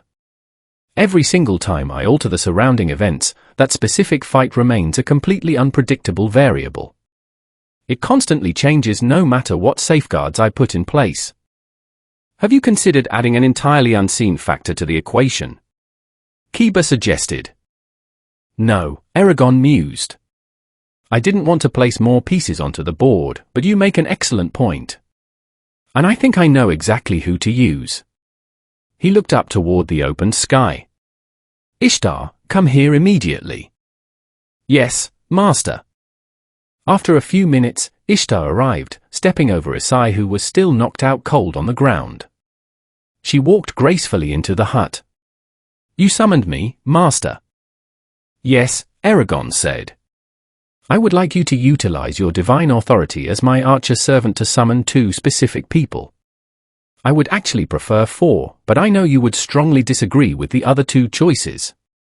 "Speak their names then," Ishtar said. Erogon nodded and listed the names one by one.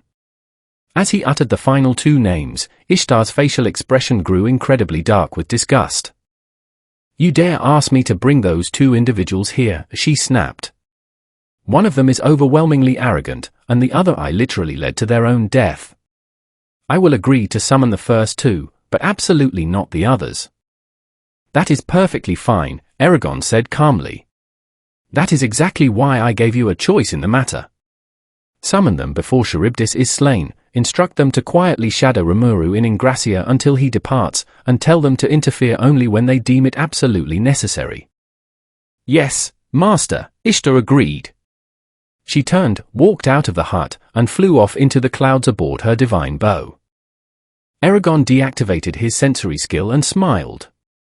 "That will certainly be interesting to watch." But for now, he muttered as he dissolved his magical presence completely and shifted into his female form, "I have work to do." Kiba stepped forward to help secure the silver braces and rings onto her limbs. "How do they feel, my lady?" Kiba asked as all the embedded red gemstones suddenly glowed a vibrant blue, signaling the power suppression was active. "They fit well," Erogon noted. "But this constant energy draining sensation is definitely odd. Your female form looks noticeably different compared to the last time we saw it," Kiba observed. Erogon tilted her head in curiosity. She used her magic sense to inspect her own reflection. She now possessed an appearance highly reminiscent of Veldanava's adult form, though her silver hair was long enough to trail a few feet behind her stature. I will have the girls assist me once I am inside the barrier. Of course, my lady, Kiba said, bowing respectfully. She walked gracefully out of the hut. Outside, Isai finally regained consciousness and looked up at her. Damn, you look absolutely gore. Isai started. Before he could finish, his face was slammed directly back into the dirt by a swift strike from Erogon's tail, right before she stepped through the threshold of the barrier. The moment Erogon stepped inside the barrier, she felt the natural magicules in the air drop drastically to a mere 25% intensity compared to the outside world. For waiting ladies bowed deeply as she approached. Greetings, my lady, Rhea said. What name shall we use to address you while you are inside? While I am maintaining this female form, Erogon replied, you may refer to me as Rosaline. Yes, Lady Rosaline, Aquino said with a soft, playful giggle. Oh dear, your hair is an absolute mess. Aisha exclaimed. Why did you let it drag along the ground like that? The group led Rosaline into the inner hut inside the barrier. The space was organized with a table covered in numerous intelligence documents and dossiers detailing high-ranking figures within the capital city and the inner palace.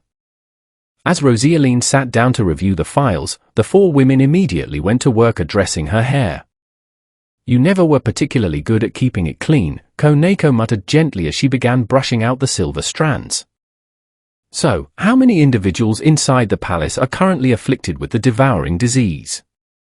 Rosaline asked, skimming the papers. Roughly 16 out of the 200 active servants, Rhea's reported. And that is not including the eunuchs, of which there are currently 6 confirmed cases out of 100. At least according to our latest intelligence reports. I see, Rosaline murmured. So 22 individuals total. Are any of the royal consorts afflicted? Highly unlikely, Aisha noted. The visible physical effects of that specific disease are not looked upon kindly by the court. I see, Rosaline said.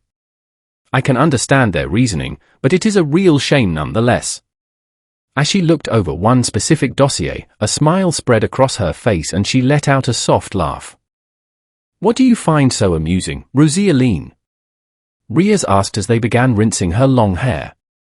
This particular individual is quite fascinating, Rosaline said, reading the document carefully.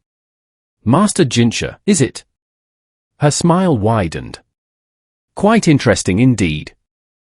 Rhea let out a gentle sigh, dried her hands, and took the document away from her. All right, you can read more about him later. Right now, we need to make sure you look the part before we enter the city. All right, Rosaline said with a slight, playful pout. She closed her eyes and let the girls continue their work. It took them half a day to fully clean and prepare Rosaline from head to toe. The reason it took so long? Throughout his entire stay in the cave, Erogon had never cared about his physical appearance, and all that built-up dust and grime had transferred over when he shifted into his current form. Now, she possessed incredibly fair skin, though her back bore the faint silver lines of scars from battles long forgotten by time. Her long silver hair glistened beautifully in the afternoon sun like a true ethereal beauty. Most of your old battle scars have faded completely, Rhea observed, walking over to a large clothing trunk. Do you want to wear traditional garments for this country, or would you prefer something modern? What is the standard attire worn by the populace in this nation? Rosaline asked. Traditional it is, then, Rhea said, pulling out a few options. Rosaline selected an elegant dark blue dress adorned with lighter blue wave patterns embroidered along the bottom hem of the robes. The four girls helped Rosaline get dressed smoothly.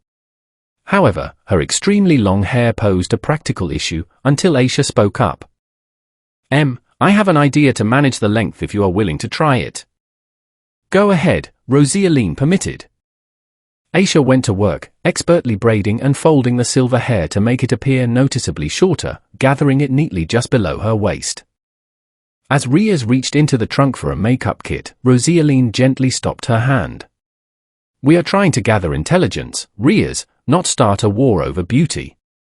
Yes, my lady, Riaz said, putting the kit away with a smile. It will take roughly 3 weeks to reach the capital by carriage. We will arrive exactly 2 days before the scheduled royal flower viewing event. Excellent, Rosaline said. They stepped outside, boarded the carriage waiting near the hut, and officially began their long journey toward the capital city. Chapter 41, The Imperial Capital. After 2 weeks on the road, Rosaline was sleeping soundly in the carriage before being gently shaken awake by Riaz. My lady, said Riaz, we are approaching the capital in a few minutes. I see, said Rosaline as she woke up, blinking away her drowsiness. That is earlier than expected. Yes, luckily we did not get attacked on the road, said Riaz as she cleaned some drool from Rosaline's face. Unfortunately, we have to switch carriages when we enter the city. That is fine, Rosaline replied. Not really, my lady, said Aisha. You are going to draw quite the crowd from your looks alone. Rosaline just giggled. I mean, remember when I went to your high school in this form? I had nearly every single boy gawking over me. Do not remind me, said Riaz, sighing deeply. The student council president was in a complete fit about it. They both chuckled as they reminisced about the past. After a few hours, they finally arrived at the grand entrance of the capital. Riaz, Koneko noted, there are significantly more guards compared to last time. Yeah, said Riaz as their carriage slowly moved up the long line until they reached the massive gate. Papers, please, said a guard captain, stepping forward. Right, said Koneko, pulling out a polished wooden plank and presenting it to the guard. Here you are. The captain's eyes widened the moment he looked at the wooden plank. It had a phoenix beautifully engraved on it, the exclusive mark of the Emperor of Li. My lady, is your group the representatives from beyond the veil? The captain asked respectfully. Koneko simply nodded. Over here, please, the captain said, gesturing to an open spot beyond the gate designated for high-ranking carriages. Your official escort will be arriving soon. Another guard fired off a signaling arrow that let out a loud whistle as it went straight up into the air and echoed again as it fell to the ground. After an hour of waiting, a few smaller carriages emerged from the palace. As they arrived, they formed a protective half-circle around the passenger carriage, with armed guards instantly posted near the openings. A man approached the carriage and made a polite, crisp bow before he spoke. My name is Gaoxian, and it would be my absolute honor to escort you to the palace. Riaz stepped out of the carriage and returned the bow gracefully. It is an honor to see you again, Sir Gaoxian, and thank you for your exceptionally swift response to our arrival.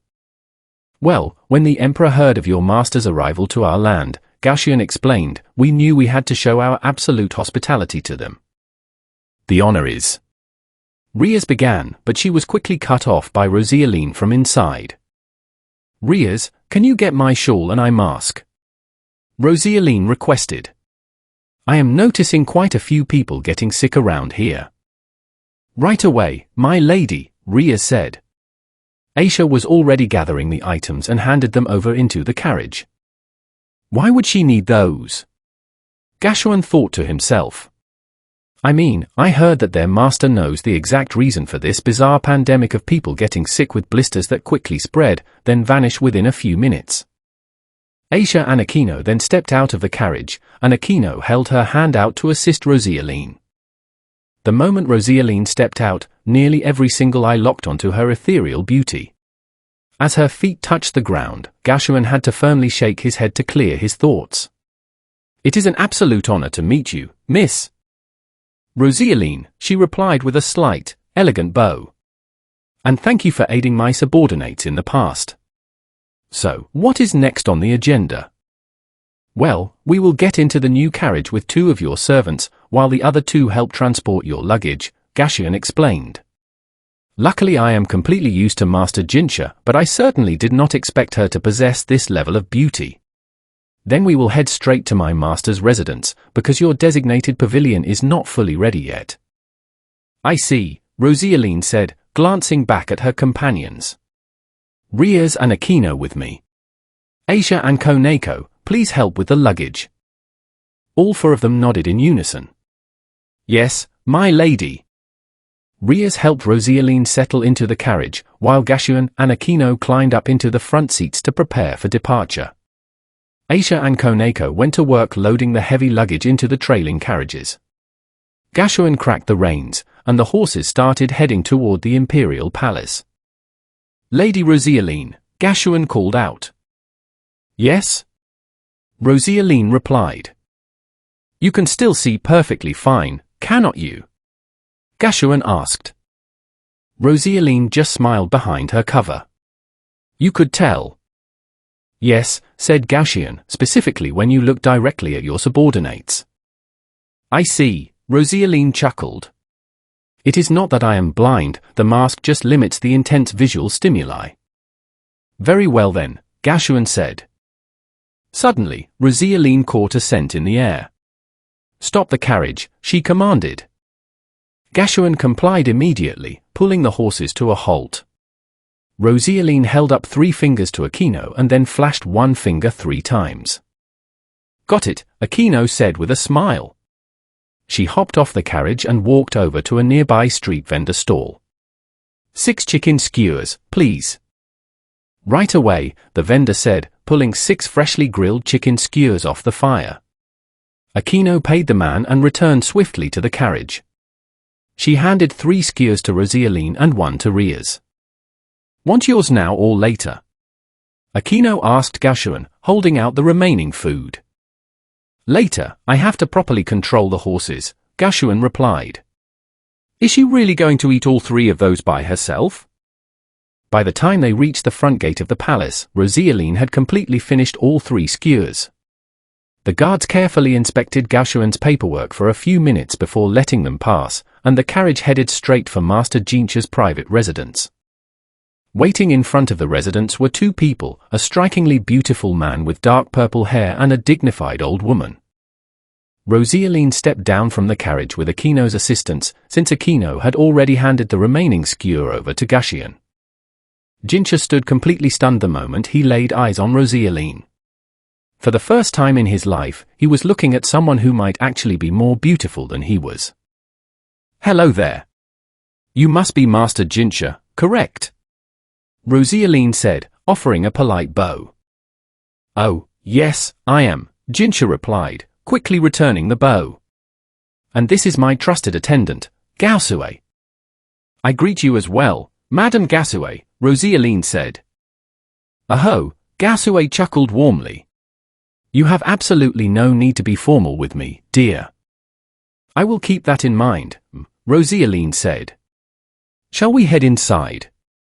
Ah, yes, let us, Jincha said. Gasue led Rosaline and her companions inward, while Jincha glanced back at Gashuan's hand, noticing the untouched chicken skewer. Gashuan just let out a heavy sigh and handed the skewer over to Jincha. I definitely did not expect that, Jincha murmured. Yes, Gashuan agreed. Her beauty is on an entirely different level. However, we do not know her true personality just yet. Jincha took a bite, ate half of the skewer, and handed the rest back to Gashuan. That is true, Jincha said as Aisha and Koneko arrived right on cue with the luggage. We will just have to see. With that, they turned and entered the residence. Once they reached the quiet parlor, Rosaline sat down comfortably on a couch while Rias looked intently at a specialized pocket watch. My lady, the environmental levels here are perfectly stable, Rias reported. Excellent, Rosaline said. What exactly do you mean by levels? Jincha asked, walking into the room. The mana, or magical energy, in this specific area, Rosaline explained. When I first arrived at the capital gates, there was a massive atmospheric weakness. With me present, an environmental reaction known as mana poisoning began to trigger. That is why I had to immediately put on this shawl and eye mask. Meaning? Jincha asked, his voice sounding slightly condescending. Aquino walked up behind Rosaline, gently untied the eye mask, and removed it from her face. Jincha, Gashuan, and Gasue saw her uncovered face and eyes for the very first time. Whoa! Those are the eyes of a true predator, almost like a cat, Jinsha thought, a chill running down his spine. Controlling his expression, he spoke aloud. What I meant was, why keep it on inside? Riaz, explain, Rosaline said softly. To put it simply, Riaz interjected, with every single breath, movement, and glance, Lady Rosaline naturally releases mana. It is incredibly potent. If someone with weak natural resistance or an inability to adapt quickly comes into contact with it, they will become severely ill, or death may occur. Right, and the gear? Jinsha asked. The custom braces on her arms and legs, along with the face mask and shawl, actively suppress the potency and volume of the mana being released, Riaz explained. Oh, I understand now, Gaussian said, pieces clicking together. Due to the ancient veil surrounding our nation, it severely limits this mana from entering our lands naturally. But with you physically here, it is drastically increasing the rate of it flowing into our country, correct? Yes, Rosaline confirmed. And my goal is to minimize the number of casualties. The mention of danger instantly perked up Jinsha's attention. Casualties? Yes, Rosaline said. If the veil were to completely fall right now, how many people in your nation do you think would actually survive? Give me a percentage. The group fell silent, thinking deeply for a few minutes before Gashuan spoke up. If I may ask, how much of this mana is currently inside the veil compared to the outside world? Smart question. It is at roughly 20%, Rosaline replied. If I had to guess, Jinsha estimated, around 40% of the population might die. I would predict at least half would possibly perish, Gaosue added grimly. I would say closer to 60%, Gashuan concluded. Gashuan is the closest, Rosaline revealed, her tone turning solemn. In reality, it would be around 89%. Now that I am physically inside the veil, I can calculate the structural integrity completely. Oh, heavens, Gaosue gasped in genuine shock. That many people? Jinsha muttered, gripping his sleeve. That would mean the absolute end of our entire nation. Like I said, that is only if the veil went down right this second, Rosaline reassured him, leaning back onto the couch. I have allocated a week to double-check the entire foundation of the veil. Wait, is there something inherently wrong with it? Jinsha asked with immense concern. No, Rosaline said. Someone tried to force their way inside without my explicit approval recently, so I want to ensure it was not structurally damaged by the impact. Jinsha let out a massive sigh of relief. So, where exactly are these focal points located? Well, as long as the magical engravings are made perfectly to specification under the Pearl Pavilion that was just constructed, that secondary structure will significantly reinforce it. Wait, what do you mean? Gashuan asked, surprised. In the blueprints, there is a specific runic circle under a stone slab. Was that successfully placed? Gashuan thought for a moment. I am not entirely sure. I will have to verify. Well, I will personally inspect it after the upcoming garden party, Rosaline decided. And the primary core? Jinsha asked. Oh, that is located directly underneath the imperial throne, Rosaline said nonchalantly. What? Jinsha shouted, nearly jumping out of his seat before Gashuan firmly held him back. Care to explain the reasoning behind that choice, my lady?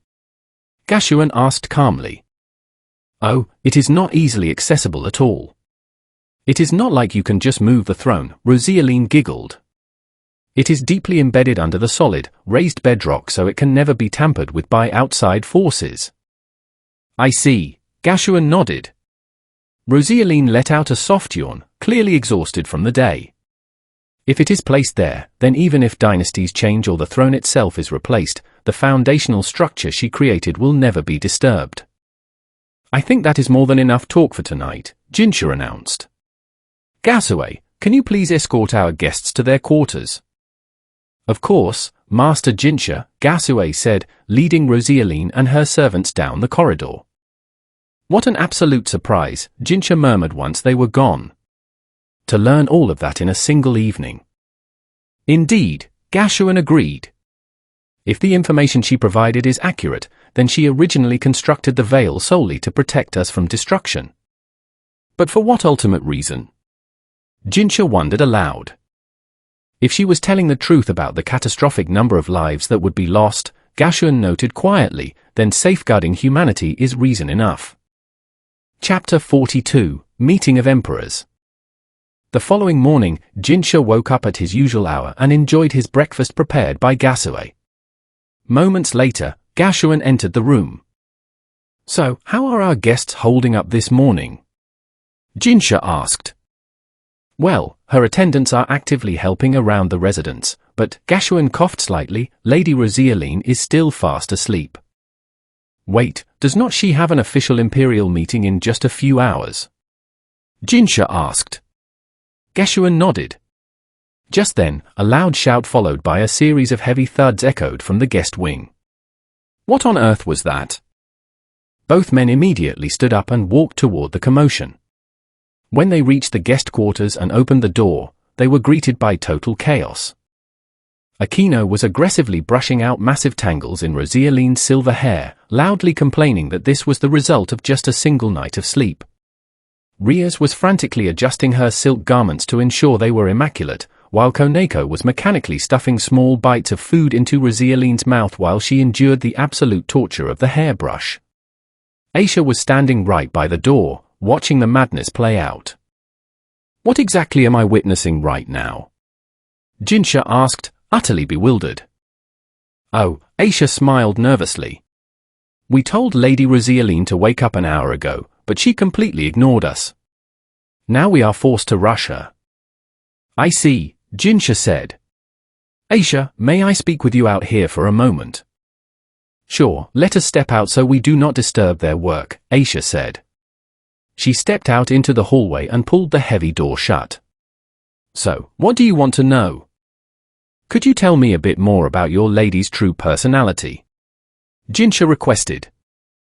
"Well, if I had to put it into words, she is completely free-spirited," Aisha explained. "She generally likes to go with the flow whenever she can. However, the moment she finds something that genuinely interests her, she invests her absolute focus into it." "Then how do you explain whatever is happening in there?" Jinsha asked, pointing back at the bedroom. "Well," Aisha chuckled, "when she focuses entirely on one big project, all everyday necessities are completely tossed aside." "Everything?" Jinsha asked skeptically. "Yeah. If it were not for the four of us constantly managing her daily routine," Aisha admitted, "she would most likely still be buried under the covers sleeping." "Seriously?" Jinsha muttered. Aisha nodded with a bright smile. A few minutes later, the heavy wooden door swung open. Rosaline walked out completely transformed, fully dressed, immaculate, with her custom braces, shawl, and eye mask perfectly secured. "Ready, Master Jinsha?" Rosaline asked smoothly. "Oh, yes." "Right this way, please," Jinsha said, quickly taking the lead. As Jinsha guided Rosaline through the winding corridors toward the throne room, they passed by a large group of court ladies. One particular figure at the very back immediately caught Rosaline's attention, causing her to stop and turn her head. The person was a rather tall woman with strikingly androgynous features, someone who could easily pass as a young adult man if dressed differently. "Is something wrong?" Jinsha asked, noticing her sudden pause. "It is nothing," Rosaline replied, turning back. "Just a minor detail that caught my eye." They continued walking down the grand hallway. Rosaline leaned in slightly toward her smallest attendant. "Koneko, I need you to quietly follow someone for me." "Yes, Master," Koneko whispered, seamlessly slipping away from the group without drawing attention. After a few more minutes of walking, they finally reached a private imperial meeting room where two individuals were waiting inside. The first was a man in his mid-30s with a slim, exceptionally well-built physique and a highly defined facial structure. He possessed short black hair, piercing pink eyes, and a neatly trimmed beard that perfectly complemented his kingly stature. His face remained expressionless most of the time, though a faint, calculating smile would occasionally appear. He wore a traditional head wrap with a brilliant gold embellishment, its two wing-like flaps cascading down his back. His attire consisted of a black outer robe featuring an intricate gold dragon design embroidered across the chest, secured by a matching black dragon belt over a pristine white inner robe. Sitting beside him was a woman who looked remarkably young, appearing to be only 10 years older than her eldest son. She possessed a graceful, undeniably regal beauty. "Oh, my," Rosaline murmured, offering a respectful bow. "I fully expected the Emperor, but I did not anticipate your presence, Empress Dowager." "I wanted to personally see this infamous master from the other side of the veil," the Empress Dowager replied with a sharp, curious gaze. "And since I heard you were hosting this meeting, I decided to simply barge in without informing my son." The Emperor let out a hearty laugh at his mother's blunt comment. "And I fully expected a powerful man, not the ethereal beauty standing before me," he remarked. "I can easily alter my physical state into my male form if you truly wish," Rosaline offered as she sat down across from them. Riaz and Aquino took up positions directly behind her, while Jincha stood off to the side. "No, your current form is perfectly fine," the Emperor assured her. "We were merely surprised by your presence, since your emissaries have always historically referred to you with male pronouns." "Well, I am usually in my male form, so they simply grew accustomed to it. However, while I am residing within the rear palace, I will maintain this female form," Rosaline explained. "That way, there should be very few political complications." "I see," the Empress Dowager mused. "But why exactly is a physical change necessary?"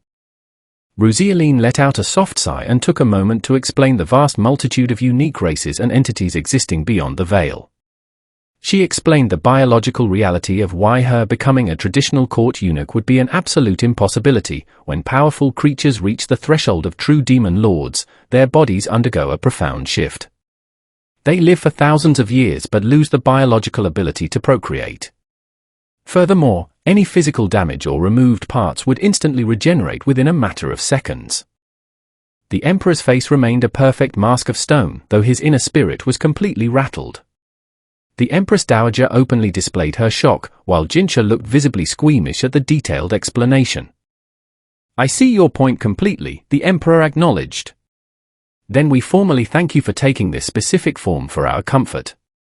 Rosaline nodded, glancing back at Riaz, who gave a slight nod of confirmation. "Emperor and Empress Dowager," Rosaline spoke up, "would you like to see my full face?" "I was indeed wondering why you wore that heavy mask inside," the Emperor admitted. "There are individuals in your country who physically cannot handle the raw mana I release, even with all the active restrictions I place on myself," Rosaline explained.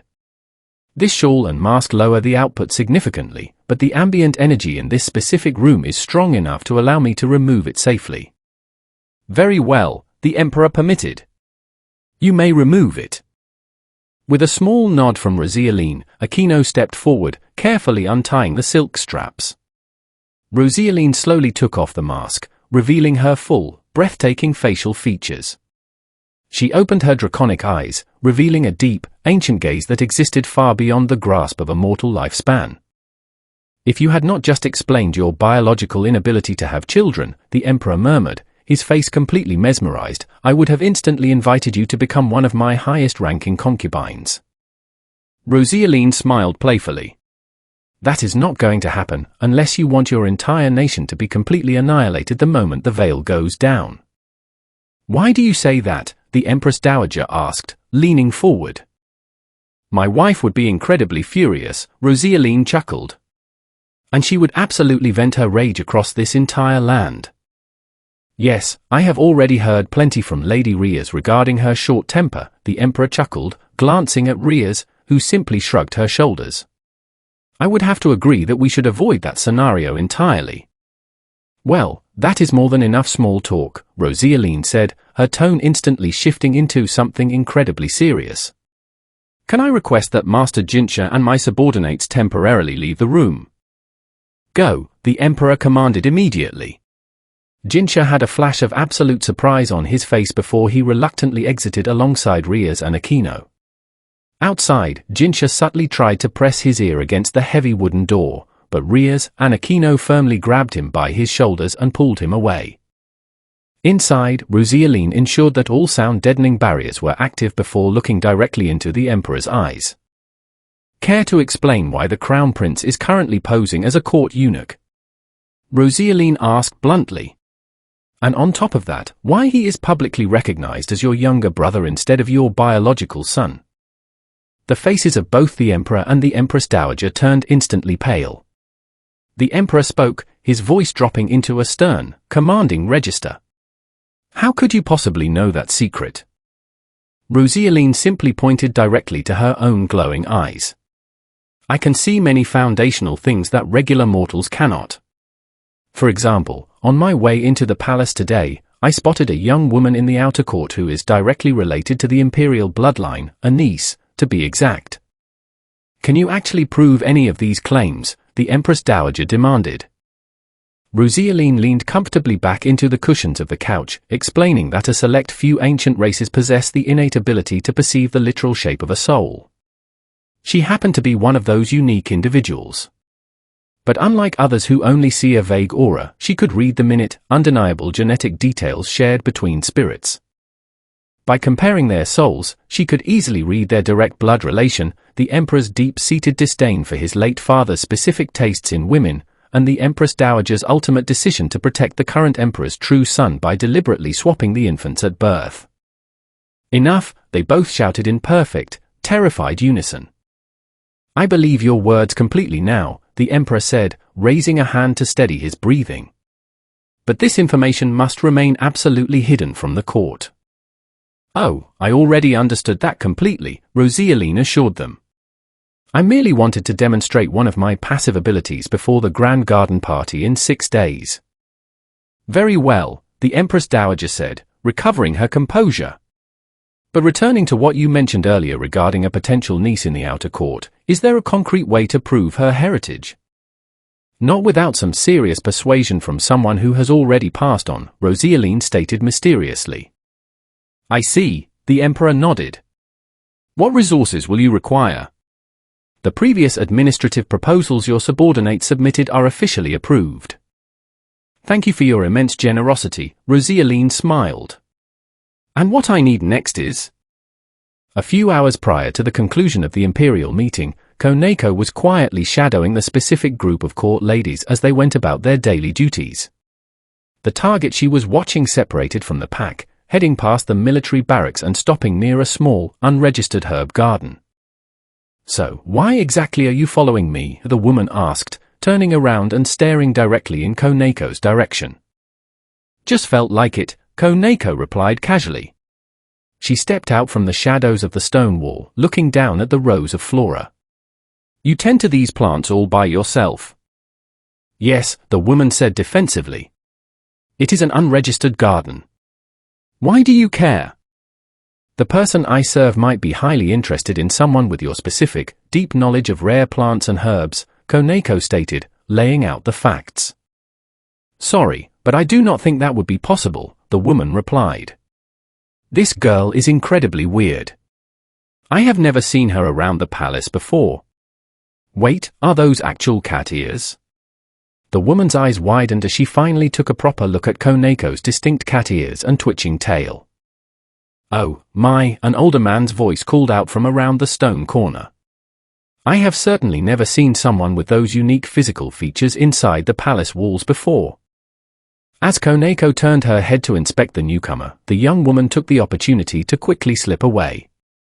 You think you escaped for now, but I already know your exact scent, Koneko thought. Aloud, she spoke to the man. Sorry, I am still relatively new around here. Her tail gave a slight twitch. Oh, I do not believe for a second that you are lost, young lady, the man chuckled. Koneko took a good look at him. He was a middle-aged official with dark hair and sharp blue eyes. He wore the traditional, elaborate robes of a high-ranking court official, though he showed absolutely zero care for his personal appearance, looking completely scruffy. A single glass monocle hung over his right eye. Your tail gives you away completely. How peculiar. I can see her face perfectly clearly, but it does not look like a regular ghost stone at all. Oh, I see, Koneko said blankly. Well, I have to get back to the lady I serve. She turned to walk away. Very well then, the man called after her. I would love to formally meet your mistress sometime soon, if it is possible. To give her a warning of sorts regarding the court. I will let her know, Koneko said, pausing slightly. And you are? Laken, the man replied with a strange smile.